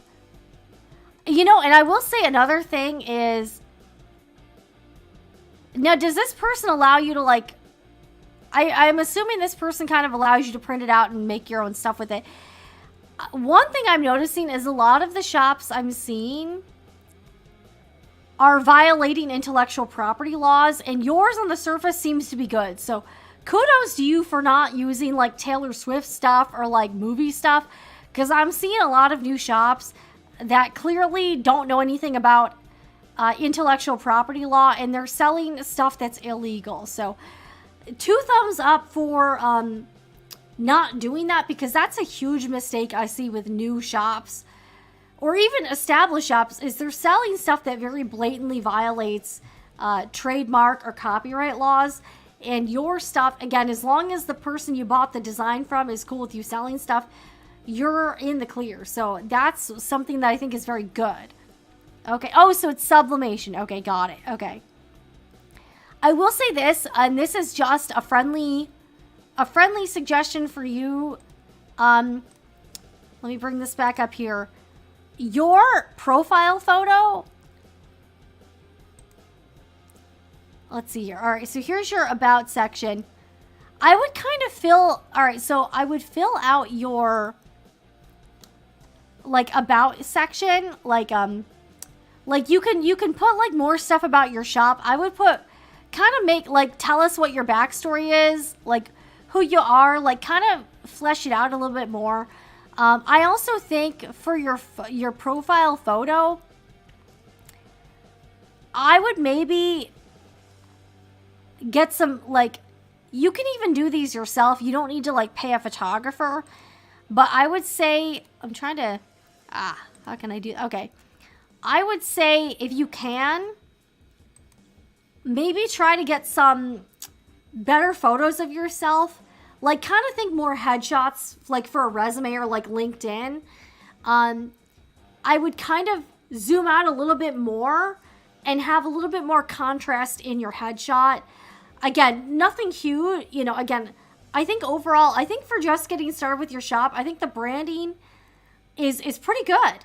I think you could maybe have some, like, get some nice headshots. You could even get like a friend to do it and just edit the photos nicely. Just with like a little bit more of like, so we can see who you are. I feel like it's zoomed in a little too close. And if you kind of took like, kind of maybe like, so it should be framed, like think more like kind of here, like this kind of framing. Wear something bright, like a bright color in the photo, and put a little bit, like have some contrast between like you and the background, and maybe take a few different photos and see which one you like. But I think the profile photo does matter a lot, and I do think maybe that's one area where you can kind of like let us get to know who you are. Like you're obviously very like you know, I like, you look like a very cool person. I would say though, maybe again, this is just not something you have to do tomorrow, but just something that might improve your shop a bit. But I do like the branding of it, and I like that in your headline you're like, hey, I'm waiting on some stuff, but obviously, you know, but kudos to you for being the first person to do an Etsy review. Like that takes a lot of guts. All right, let's look at some of the feedback here. Okay. Savari, I think your shop looks professional from your logo and banner. Good luck. Yes, awesome. Yeah, and I think I think the design on the mug was cute. Again, I don't know much about the pricing of mugs. Again, if people are paying $50 for a Stanley Cup, why not? You know, hey. I really like the friendly welcome line. Yeah, me too. I liked her, I liked all of the verbiage you have on the shop. A great video on your listing. I agree. Okay. Yeah, so Cindy, she did say she only had one item for sale. She's working on more. But I really appreciate Ms. Kitty 1925 for being brave enough to be the first Etsy review. She is working on more items, but you got to start somewhere, and I really appreciate you, you know, going out on a limb and putting yourself out there, because that takes a lot of guts here. All right, like the logo, I appreciate a good detailed description of items. I feel it implies a higher quality item. Plus, I like a description that sounds conversational with a little humor. And I think that's what they did very well. Like, I felt like it was a real person. I obviously, I liked that it was very apparent that this is a real person and not like some overseas crazy suspect operation. It seems very obvious that it is like an actual human. Cute design. Way to put your shop out there. Yeah, thank you, Lisa. Thank you, Puff, Stitch, and Carol. Beautiful bags, Miss Kitty 1925. Yeah, I'm curious to see your bags. Your bags look pretty awesome. So I think if you can get, yeah, your bags and wallets, like they look very promising. What are you thinking about pricing the bags and wallets at? Like you're obviously very good at it. Your sewing quality is definitely there. So yeah, what are you thinking about pricing them at? I'm gonna mute myself because I got a cough real.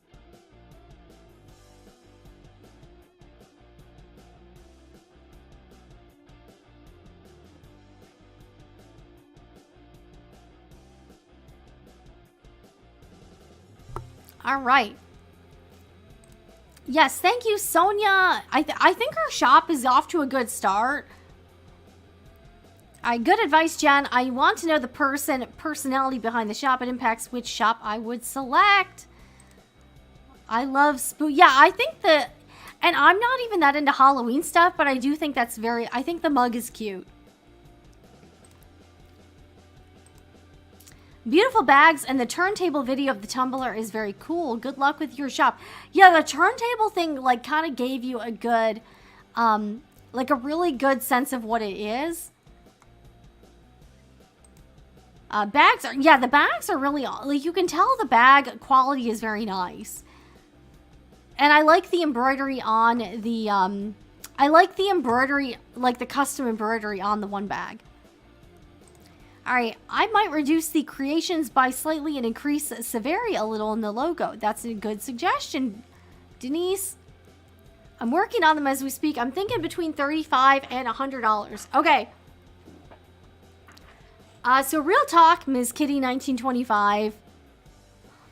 I think you should price the bags at least at $100. Like, at very minimum. It looks like they take you a lot of work. But I would also say you're gonna need the photography to look very bougie. You know what I'm saying here?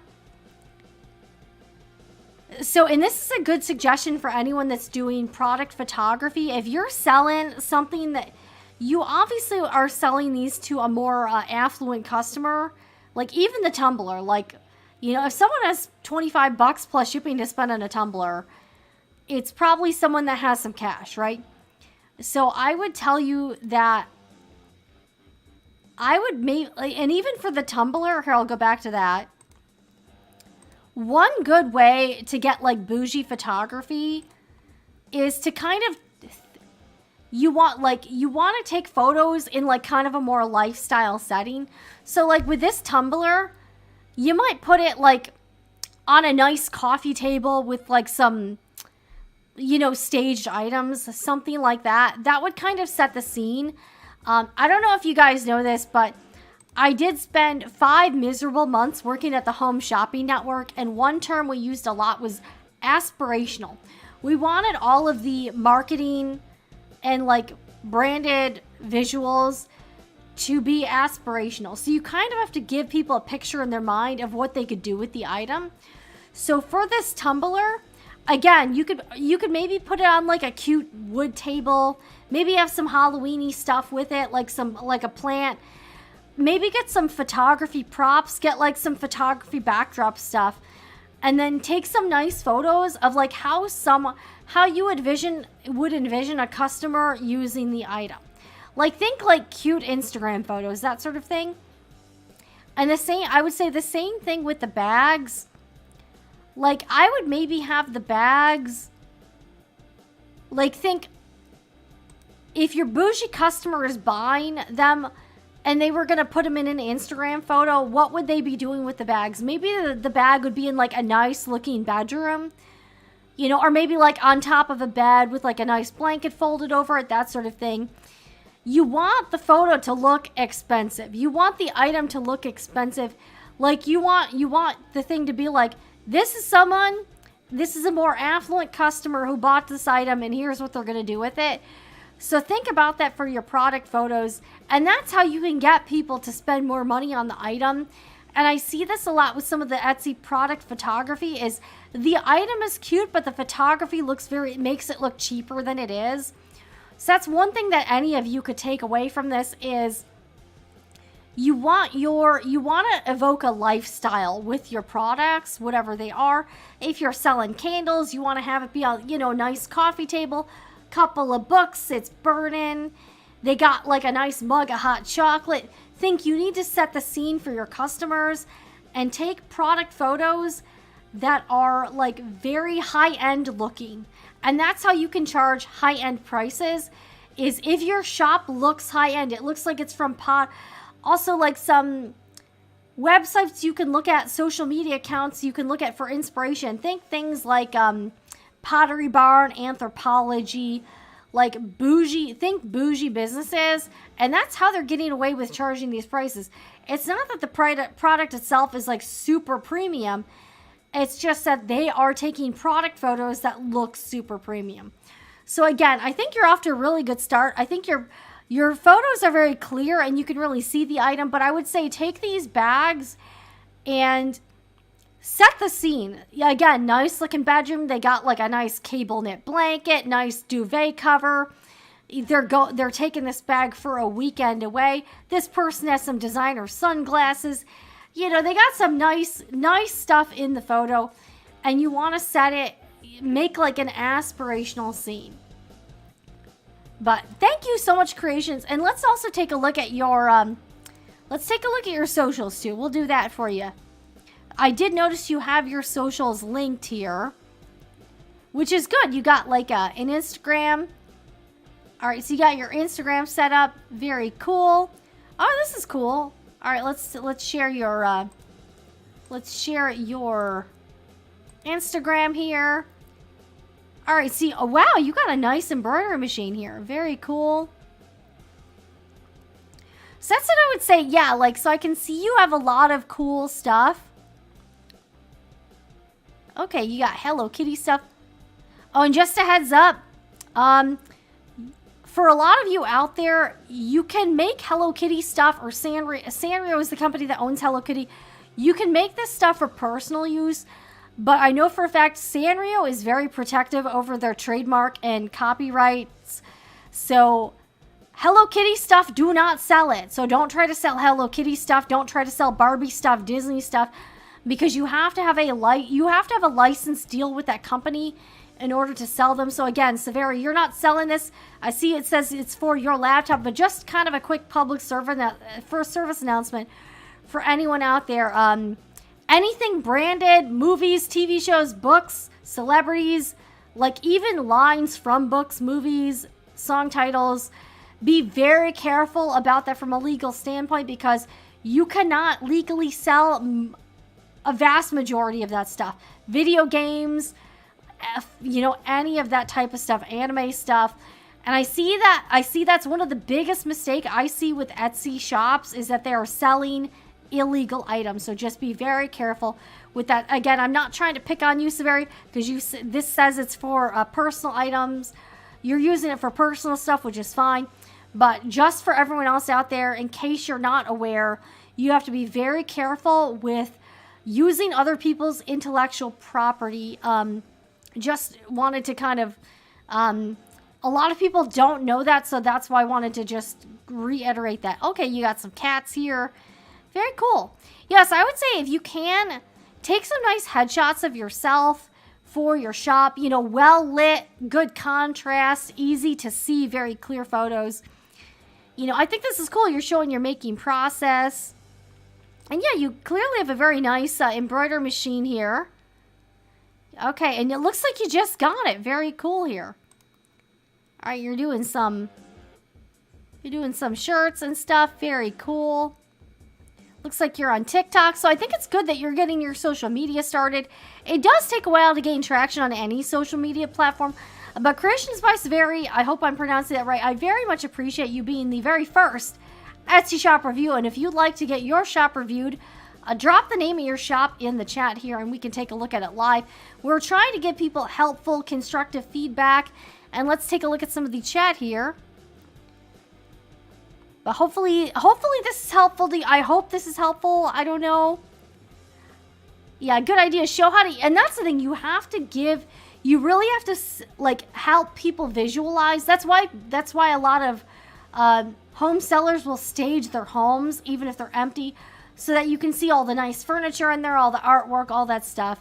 It's a good idea. Yeah, thank you. Yeah. So it seems like you're pretty aware of all of the trademark and copyright laws, but a lot of people aren't, and that's why I wanted to talk about that, because a lot of people really don't know that, and then their shop gets shut down, or they get like a letter from some corporate attorney, and they're like, what do I do now? You know, and that can be kind of a mess.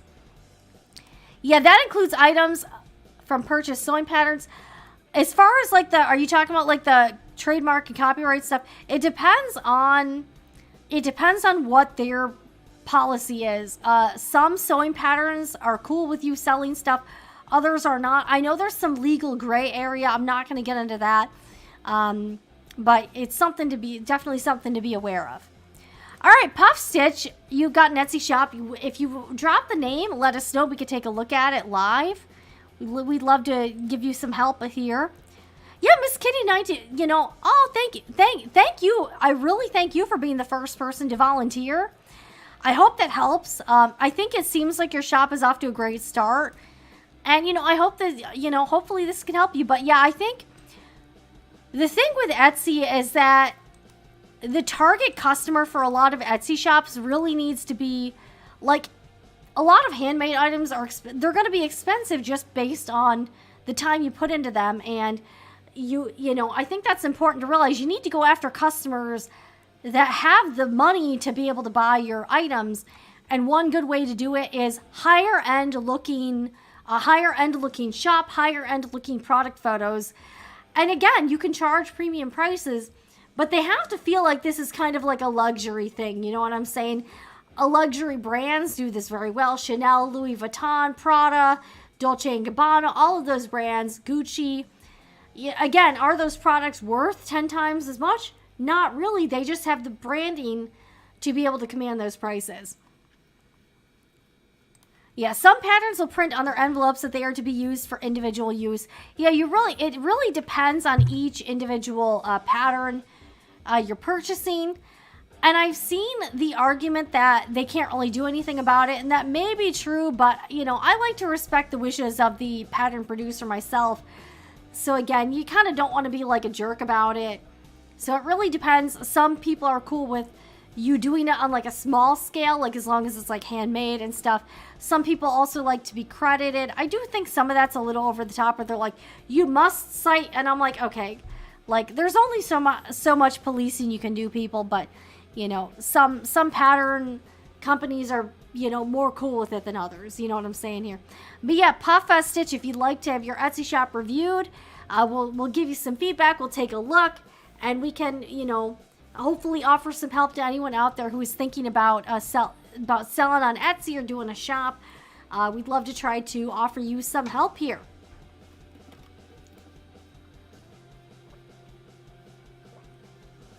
Yeah, I can't believe it. We're going on 2 hours here. I honestly thought this was going to be a short stream. I was like, no. I was kind of wondering whether anyone was going to want to get their Etsy shop reviewed. So we got one person so far, which was awesome. And yeah, Puff Stitch, if you would like to have your Etsy, let's see if we can look up Puff Stitch. Let's see here. Is that the name of your shop? I don't know. All right, I see a couple that could be it. Let us know, though.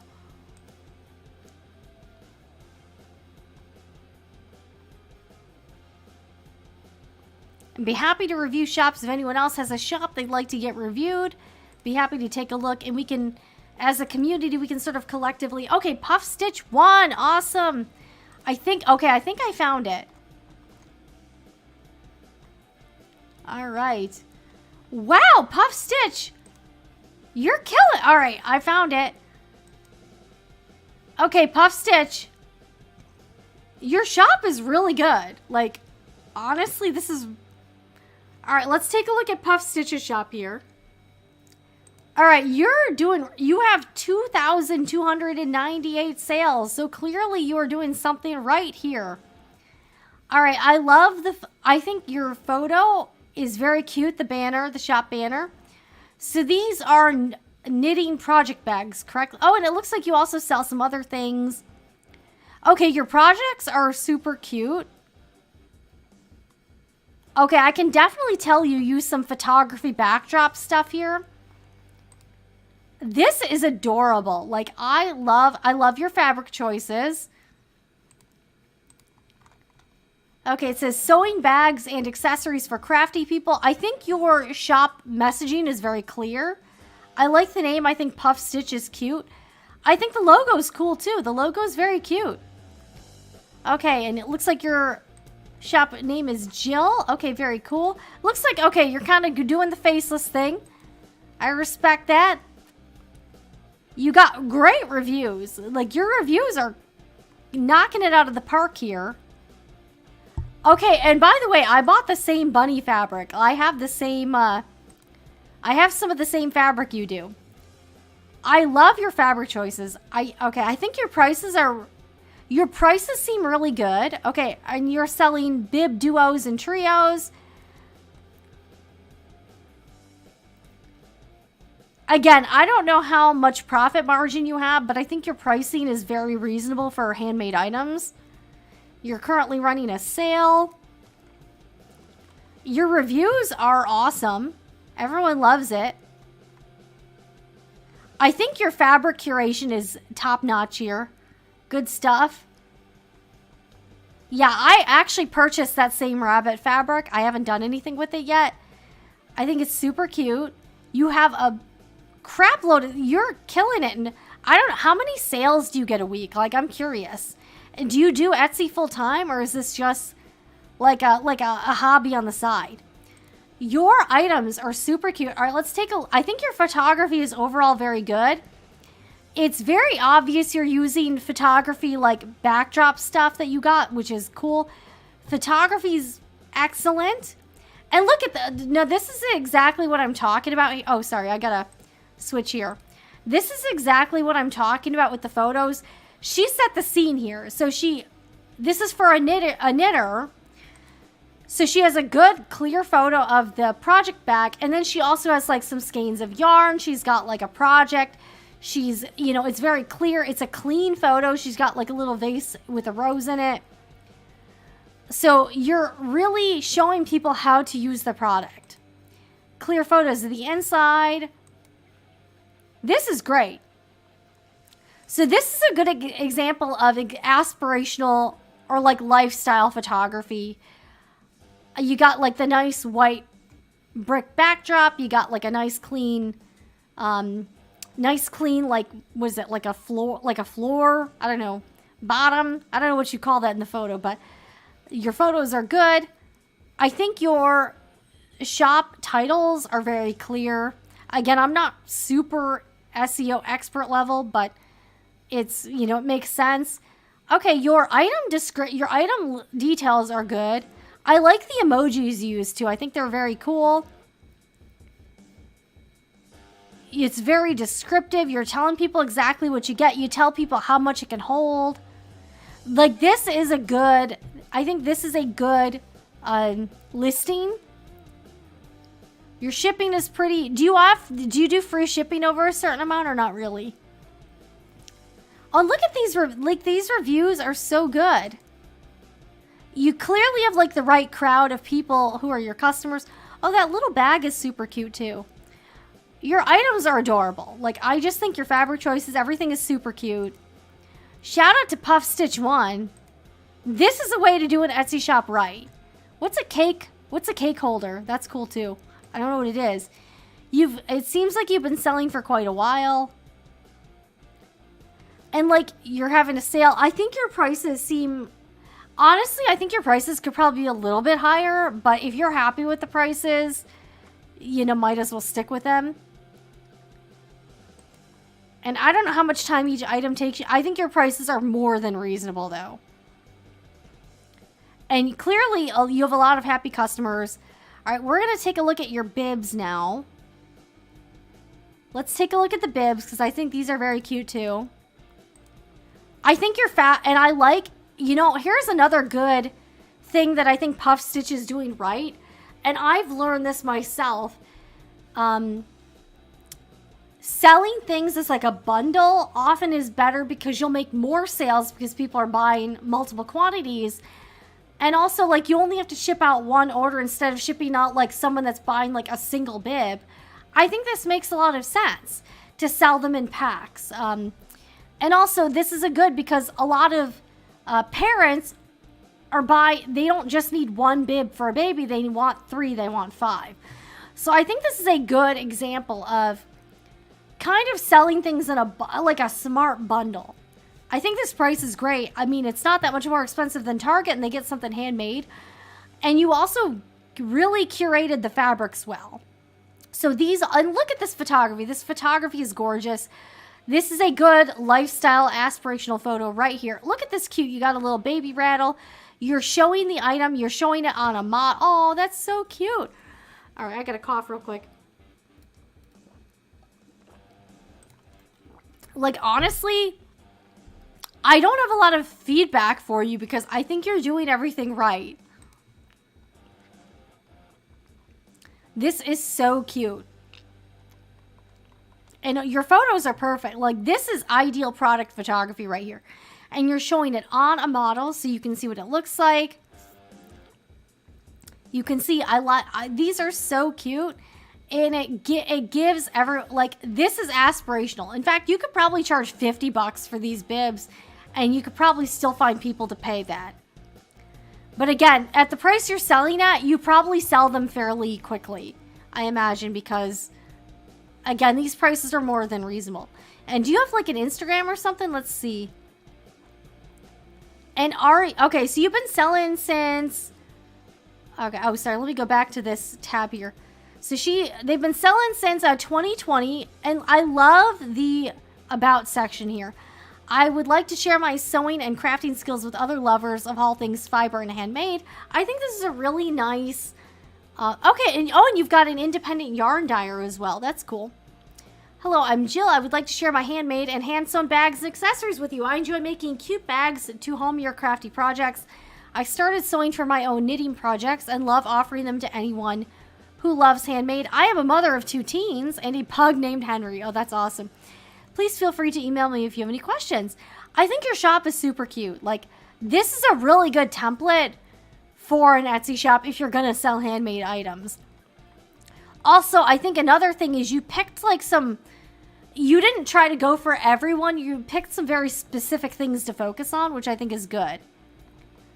I mean, and also, have you relied mostly on just like Etsy traffic? Like, how have you gotten most of your sales? I'm just curious.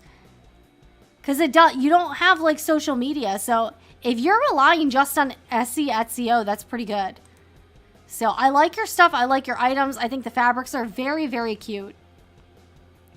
Yeah, and the fabric choices make all the difference. All right, let's read some of the comments here. Okay, you did go full time. That's awesome. So I'm glad you're able to go full. So I want to ask, Puff Stitch. Okay, so you've been doing it for 3 years. Like, what's your work schedule? Like, how long does it take you to make an item? And like, what's your sales volume like say per week or per month? That's awesome that you were able to go full time. Exactly. And this is why it's good that we're taking a look at these, because I think this gives other people ideas and it helps people. We can definitely learn a lot. Puff Stitch, you've got way more sales than me. So you don't even, I'm glad you're an example, but you don't even need our help really. You're doing awesome. We can learn a lot from you. Yeah, you clearly have a lot of really great customers. You've definitely fostered the right customer base because you're getting like the nitty peak crowd who also likes to buy handmade. So I think that's very cool. This is amazing, and I really appreciate you sharing your Etsy shop with us because this is a really good template. Again, guys, go to Puff Stitch. I'll follow your shop because I think your stuff is super cute. And yeah, you've been able to do this in like 4. So you and I started our shops around the same. You've been made some bonkers. Like, and I also want to ask, what are some of your best sellers? Like, it seems like you sell bibs. Have you done some other stuff? Very cool stuff. All right, so you've been selling 3 years full-time. That's amazing. So this is a great example of someone who was able to go full-time with Etsy. And it seems like you've mostly relied on like the Etsy SEO for sales and not like external traffic. I'm just curious about that. Yeah, your shop is very inspirational. Awesome example of a good, solid Etsy shop. Great photography, good product photos, and like well-written titles and descriptions. Clearly, you've put a lot of work into this. This is amazing. All right, Jules T is in the house. Jules T, totally cool because you can always rewind the live stream. So that's totally awesome. Oh, that's your niece. Your niece is so cute. Does she like? She's a perfect model. I think the product. And do you do the photography yourself? Because the photography is very good. Very good. Exactly, Denise. The right fabric choice is, especially with all the handmade items, is like a huge factor, I think. I've seen some really cute makes, but with like fabrics I didn't like. And then I've seen cute fabrics and stuff where I'm like, I don't know if I would buy that, but the fabric is adorable. So the fabric really goes a long way. Okay, so you get most of the traffic. Because let's look. Are you on Instagram? It sounds like you are. Let's check it out. Let's see your Instagram here. Yeah, Instagram and social media. Like, I know TikTok, YouTube can be a huge driver of stuff. All right, let's see if you're on Instagram here. All right, Puff Stitch. All right, Puff Stitch 1. All right, there we go. I'll give you a 5. I'm not following you yet, but I will follow you here. All right, let's take a look at Puff's. Okay, let's take a look at Puff Stitch's Instagram. Okay, thank you for sharing. And I'm curious, like, what's your sales volume, like, say, per week or per month? I'm very curious on, like, how many sales you get per, like, week or per month. I'm just curious. All right, let's take a look at your Instagram, too. So this is Puff Stitch's Instagram. And again, I think the logo is very cute. All right, Jill, just a crafty lady making crafty accessories. Very cute. And you link your Etsy shop. You got 19. Honestly, for having 1,900 followers and having that many sales, like, that's awesome. Oh, Puff Stitch. Okay, this is so cute. So you're pushing your new line. Okay, who's Cheyenne? Is Cheyenne like a helper? Starting off March with some very exciting news, Cheyenne is helping produce a Puff Stitch baby line. See, I like that you're kind of branding the different items too. And honestly, I think bibs are a smart item because bibs are fairly quick to make. So I think that's a really good item. And you can price them you can charge kind of premium prices for them and they don't take forever to make. So this is a really good Instagram. These are super cute. Oh, I love this. Thank you for sharing this, Jill. Oh my gosh, look at this. All right, this is so cute. Oh, that bunny fabric. I also have project bags. Are you selling this? Okay, and guys, this is a good masterclass in product photography. This is good photography right here. And as a bunny owner, look at you got some glitter vinyl here. This is giving me some good sewing inspo. All right, let's take a look at some of these guys. These, your photography is great, and I love all the props you have in there. Oh my gosh, look at this. And this is perfect. I can see a lot of knitting folks buying this who don't sew. And also, you could use these bags for other things too. These are super cute. All right, and it looks like you got some waxed canvas on the bottom. Yeah, your fabric choices are spot on. I think, and also these are very on trend right now. So another good lesson in picking materials that are trendy or popular. Oh my gosh, look at this. Yeah, I love all of this. This is super cute. Got some holiday bags. Yeah, I can see why you sell a lot. Okay, yeah, this is awesome. Okay, and these little yarn bags, these are cute too. Oh my gosh. All right, this must be Henry. This is awesome. How did you get him to stay still for the photo? Oh my gosh. Yeah, your social media is on point. This is great. This is great stuff. Thank you for sharing this because I think this is good to share with everyone on how to do social media right and how to do look at your photos. Your photography is really, oh my gosh, this is so cute. Your photography is great. Your photography is better than mine. Oh my gosh, that's so cute. Oh my gosh, I love Henry. Yeah, your photography, and you can also see how Jill has got, you can kind of see how Jill's photography has gotten even better and better. Again, her older photos are good too, but you can really see, oh, this is adorable. You can really see how her photography has even evolved even more and gotten more advanced. So this is great. I really appreciate you sharing this. I just gave you a follow on Instagram, and I'm also going to follow your shop too. Heck, I might order something from you because this is super cute. But yeah, go follow Puff Stitch 1 and CreationsBySavari. Thank you so much. If anyone else has an Etsy shop that you would like to get reviewed live, now's your chance. We're going on 2.5. We're almost at 2.5 hours, guys. I haven't even eaten anything, and my hair is getting all over the place. All right, let's read some more comments here. Yeah, her shop is amazing.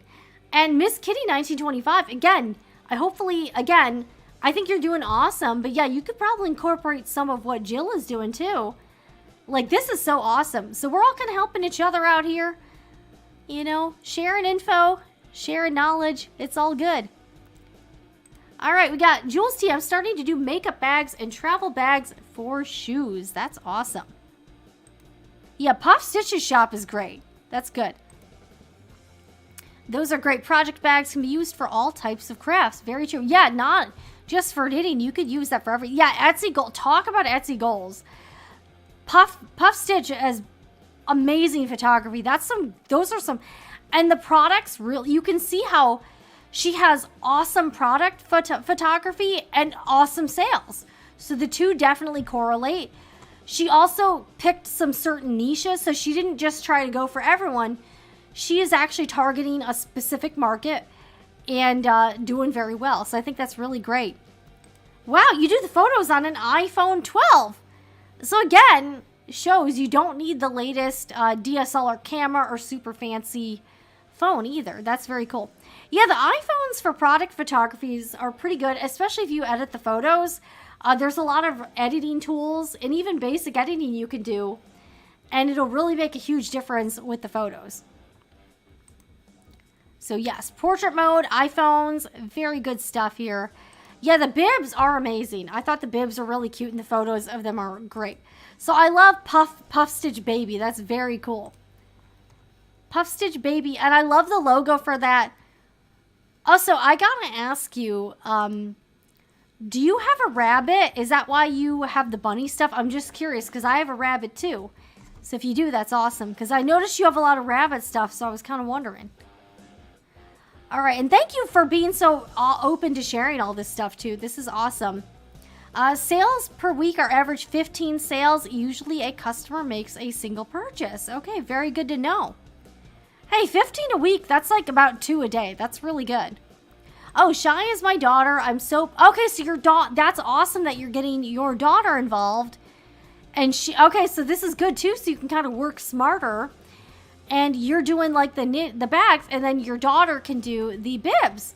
So that's really very cool. What a great little family business there. All right, we got to give a round of applause for Puff Stitch, who's killing it on Etsy. All right, Denise G, I don't have a baby. I don't know anyone who currently has a baby, but I would so buy Puff Stitch Baby. I love the branding. I think Puff Stitch Baby is super cute. All right, thank you, Sprint Car Lady. You have a great voice for doing these live shows. I appreciate that. Hopefully my voice has not annoyed people yet. Very cool. Good question. Oh, who's your demographics, Puff? All right, my customers are all over the U.S. and Canada. Henry is such a good... Henry is very hot. Henry looks like he could be... Henry looks like he might have a naughty streak, though. Am I right? He looks very cute. But does he occasionally get into some trouble? I feel like the cute ones always have a little bit of naughty in them. All right, we got Charlene in the house. Superb. Yes, thank you. All right, JT. So, Puff Stitch says they just take photos with an iPhone. So, yeah, no digital camera, just iPhone 12. That's amazing. Thank you. No, thank you for sharing that because yours is a great shop to review. One, I honestly don't really have anything critical to say. You're clearly doing very well, and you're a good example of what people can do right with their Etsy shop. And again, also, I want to ask you another question. Did you find, like, as in my shop, did your sales grow gradually over time? Because you and I have been open about the same time. I've noticed it just takes a while for anything to get traction. I've noticed that with Etsy is that, like, for the first year, I didn't have that many sales. Year 2 was better. Year 3 was even better. And year 4 has been the best yet.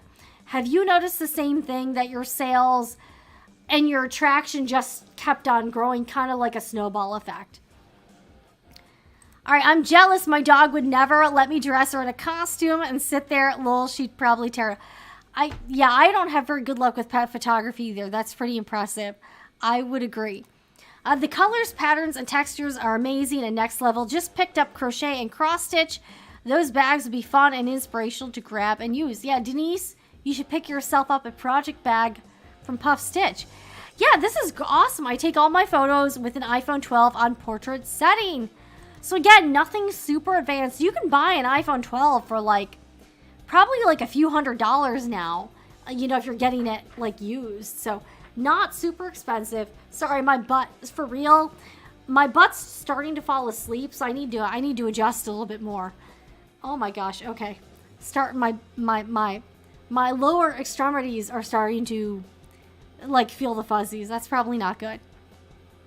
I struggled with photos when I had my shop. Very nice, Puff. Yes, her photos are amazing. I think those are great photos.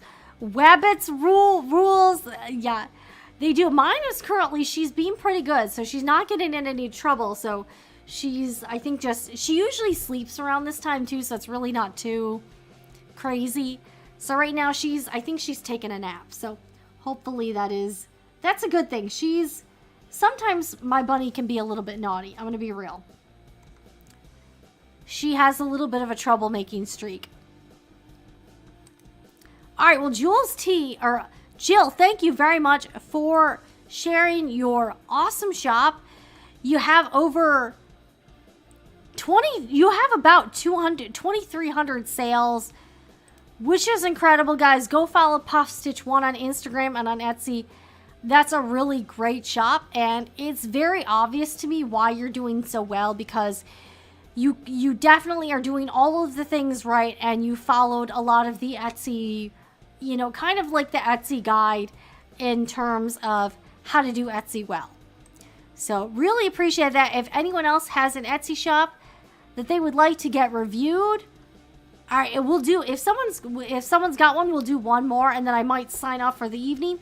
But if you do have an Etsy shop, we can check it out live. Henry is a bit of a stinker. My sales started slow. I had a huge boost when a lovely indie yarn dyer shared some of my bags on Facebook. That's amazing, and that's a good way of, word of mouth is a great way for shops to grow. If someone with a social media following or someone who shares a lot online shares your stuff, that's a really good example right there. Thank you for sharing that. All right, it's competitive, but everyone has their own creative niche. That is right and spot on. All right, Lisa. All right, claps. All right, claps for Puff Stitch and claps for Miss Kitty 1925 for being the first two people for getting their Etsy shops reviewed. And again, I think this is a great, these are two case studies. One shop that is literally just getting started, and is on the right path, but always, and that's the thing, all of our shops could benefit from improvements, every single shop. And then we've got Puff Stitch that has been doing this for a while and has a lot of great success with this. Yeah, Henry definitely looks like he can be a bit of a stinker. All right, 2,300 sales. Holy crap, that's awesome. I know, right? Puff Stitch has more sales than I do. Like, I don't have nearly that many sales. And the fact that you sell handmade stuff is even harder because you actually had to make all of the items. I sell a lot of the stuff that I get from suppliers, and a lot of my stuff is not actually handmade. But man, wow, we got two really great examples, and I really appreciate you for being so willing to share this with us and to get in some feedback. And these have been two really great examples of Etsy shops. Yeah, Jules, I know, right? Puff Stitch is killing it. Yeah, my shop has about 1,300 sales. So I'm about 1,000 sales behind Puff Stitch. All right, super interesting topics, and the Etsy shop review was a unique one. Yes, thank you, Denise. Does shipping eat up a lot of your profits? That's a good question. It does look like Puff Stitch charges extra so it does look like she charges for shipping. So hopefully she's not I think. Let me check. And it looks like you don't do the free shipping with $35 or more orders, I think. Which honestly is kind of a double-edged sword. I do it because Etsy wants us to. But I know for a lot of sellers, the free shipping over $35 is pretty challenging. So I understand why shops don't do it. Yes, thank you everyone for watching. This live stream is growing every week as more and more people find out about it. And also, if you have any questions, could be random, you're welcome to ask in the chat. This is your chance to ask live and in real time. I don't do free shipping. It makes it possible for people in other countries to purchase too. That is a very good point. All right, Miss Kitty, good luck. Your bags will sell too. Yeah, I thought her bags were very cool. You know, and that's the thing. I think if Miss Kitty does a little bit more like, you know, of like the lifestyle aspirational product photos, I do think that Creations by Savari could probably get a pretty good customer base as well. Very promising shop for sure. All right, guys. Last chance if you have an Etsy shop. If not, I'm probably going to sign off soon. We've been going live for 2.5 hours now, and I need to eat something because I am starving. I am literally starving because I'm super hungry, but this has been super fun. I would love, all right, since we got 2 people, we'll do this again maybe in a couple months down the road. But if you are watching this on the replay, let me know what you think, and let me know if you would like to see more live Etsy reviews. I'd be happy to do this again, and all of us can take a look at Etsy shops and give helpful feedback and also get some inspiration like we did from Puff Stitch, who is killing it on Etsy. All right, dinner time. Yeah, thank you. I need to eat something. I'm so hungry right now. I'm seriously starving. Yes, Miss Kitty, thank you so much. You are very brave for being the first person to do a live Etsy review. And I'm going to go ahead, after this live stream is over, I'm going to go ahead and follow your shop as well, so we can see what you're up to. And come back in a few months and we can do another shop review and kind of see an update on how things are going. Yeah, daylight savings is kicking my butt, guys. It's just kicking my butt. All right, guys. Well, this has been another wonderful Sewing Report live stream. Thank you, everyone, for watching. And if you're watching on the replay, let me know what you think. And if you'd like to see more live Etsy reviews, if you're here on the way out, I'd greatly appreciate you hitting that like button. Helps with engagement here on the channel. And, you know, lets me know what you think about these shows. And subscribe to Sewing Report Live, where we cover everything sewing. Is it? No, this is not the last live stream. We do this every Sunday at 6 p.m. Eastern Time. I will be back. Unless something happens to me, you know, God forbid, who knows. But I don't plan to, I do not, no, this is definitely not the last live stream. For sure. But thank you all for watching, and I'll see you guys again in the next one. I'm Jen for Sewing Report Live. And remember, whatever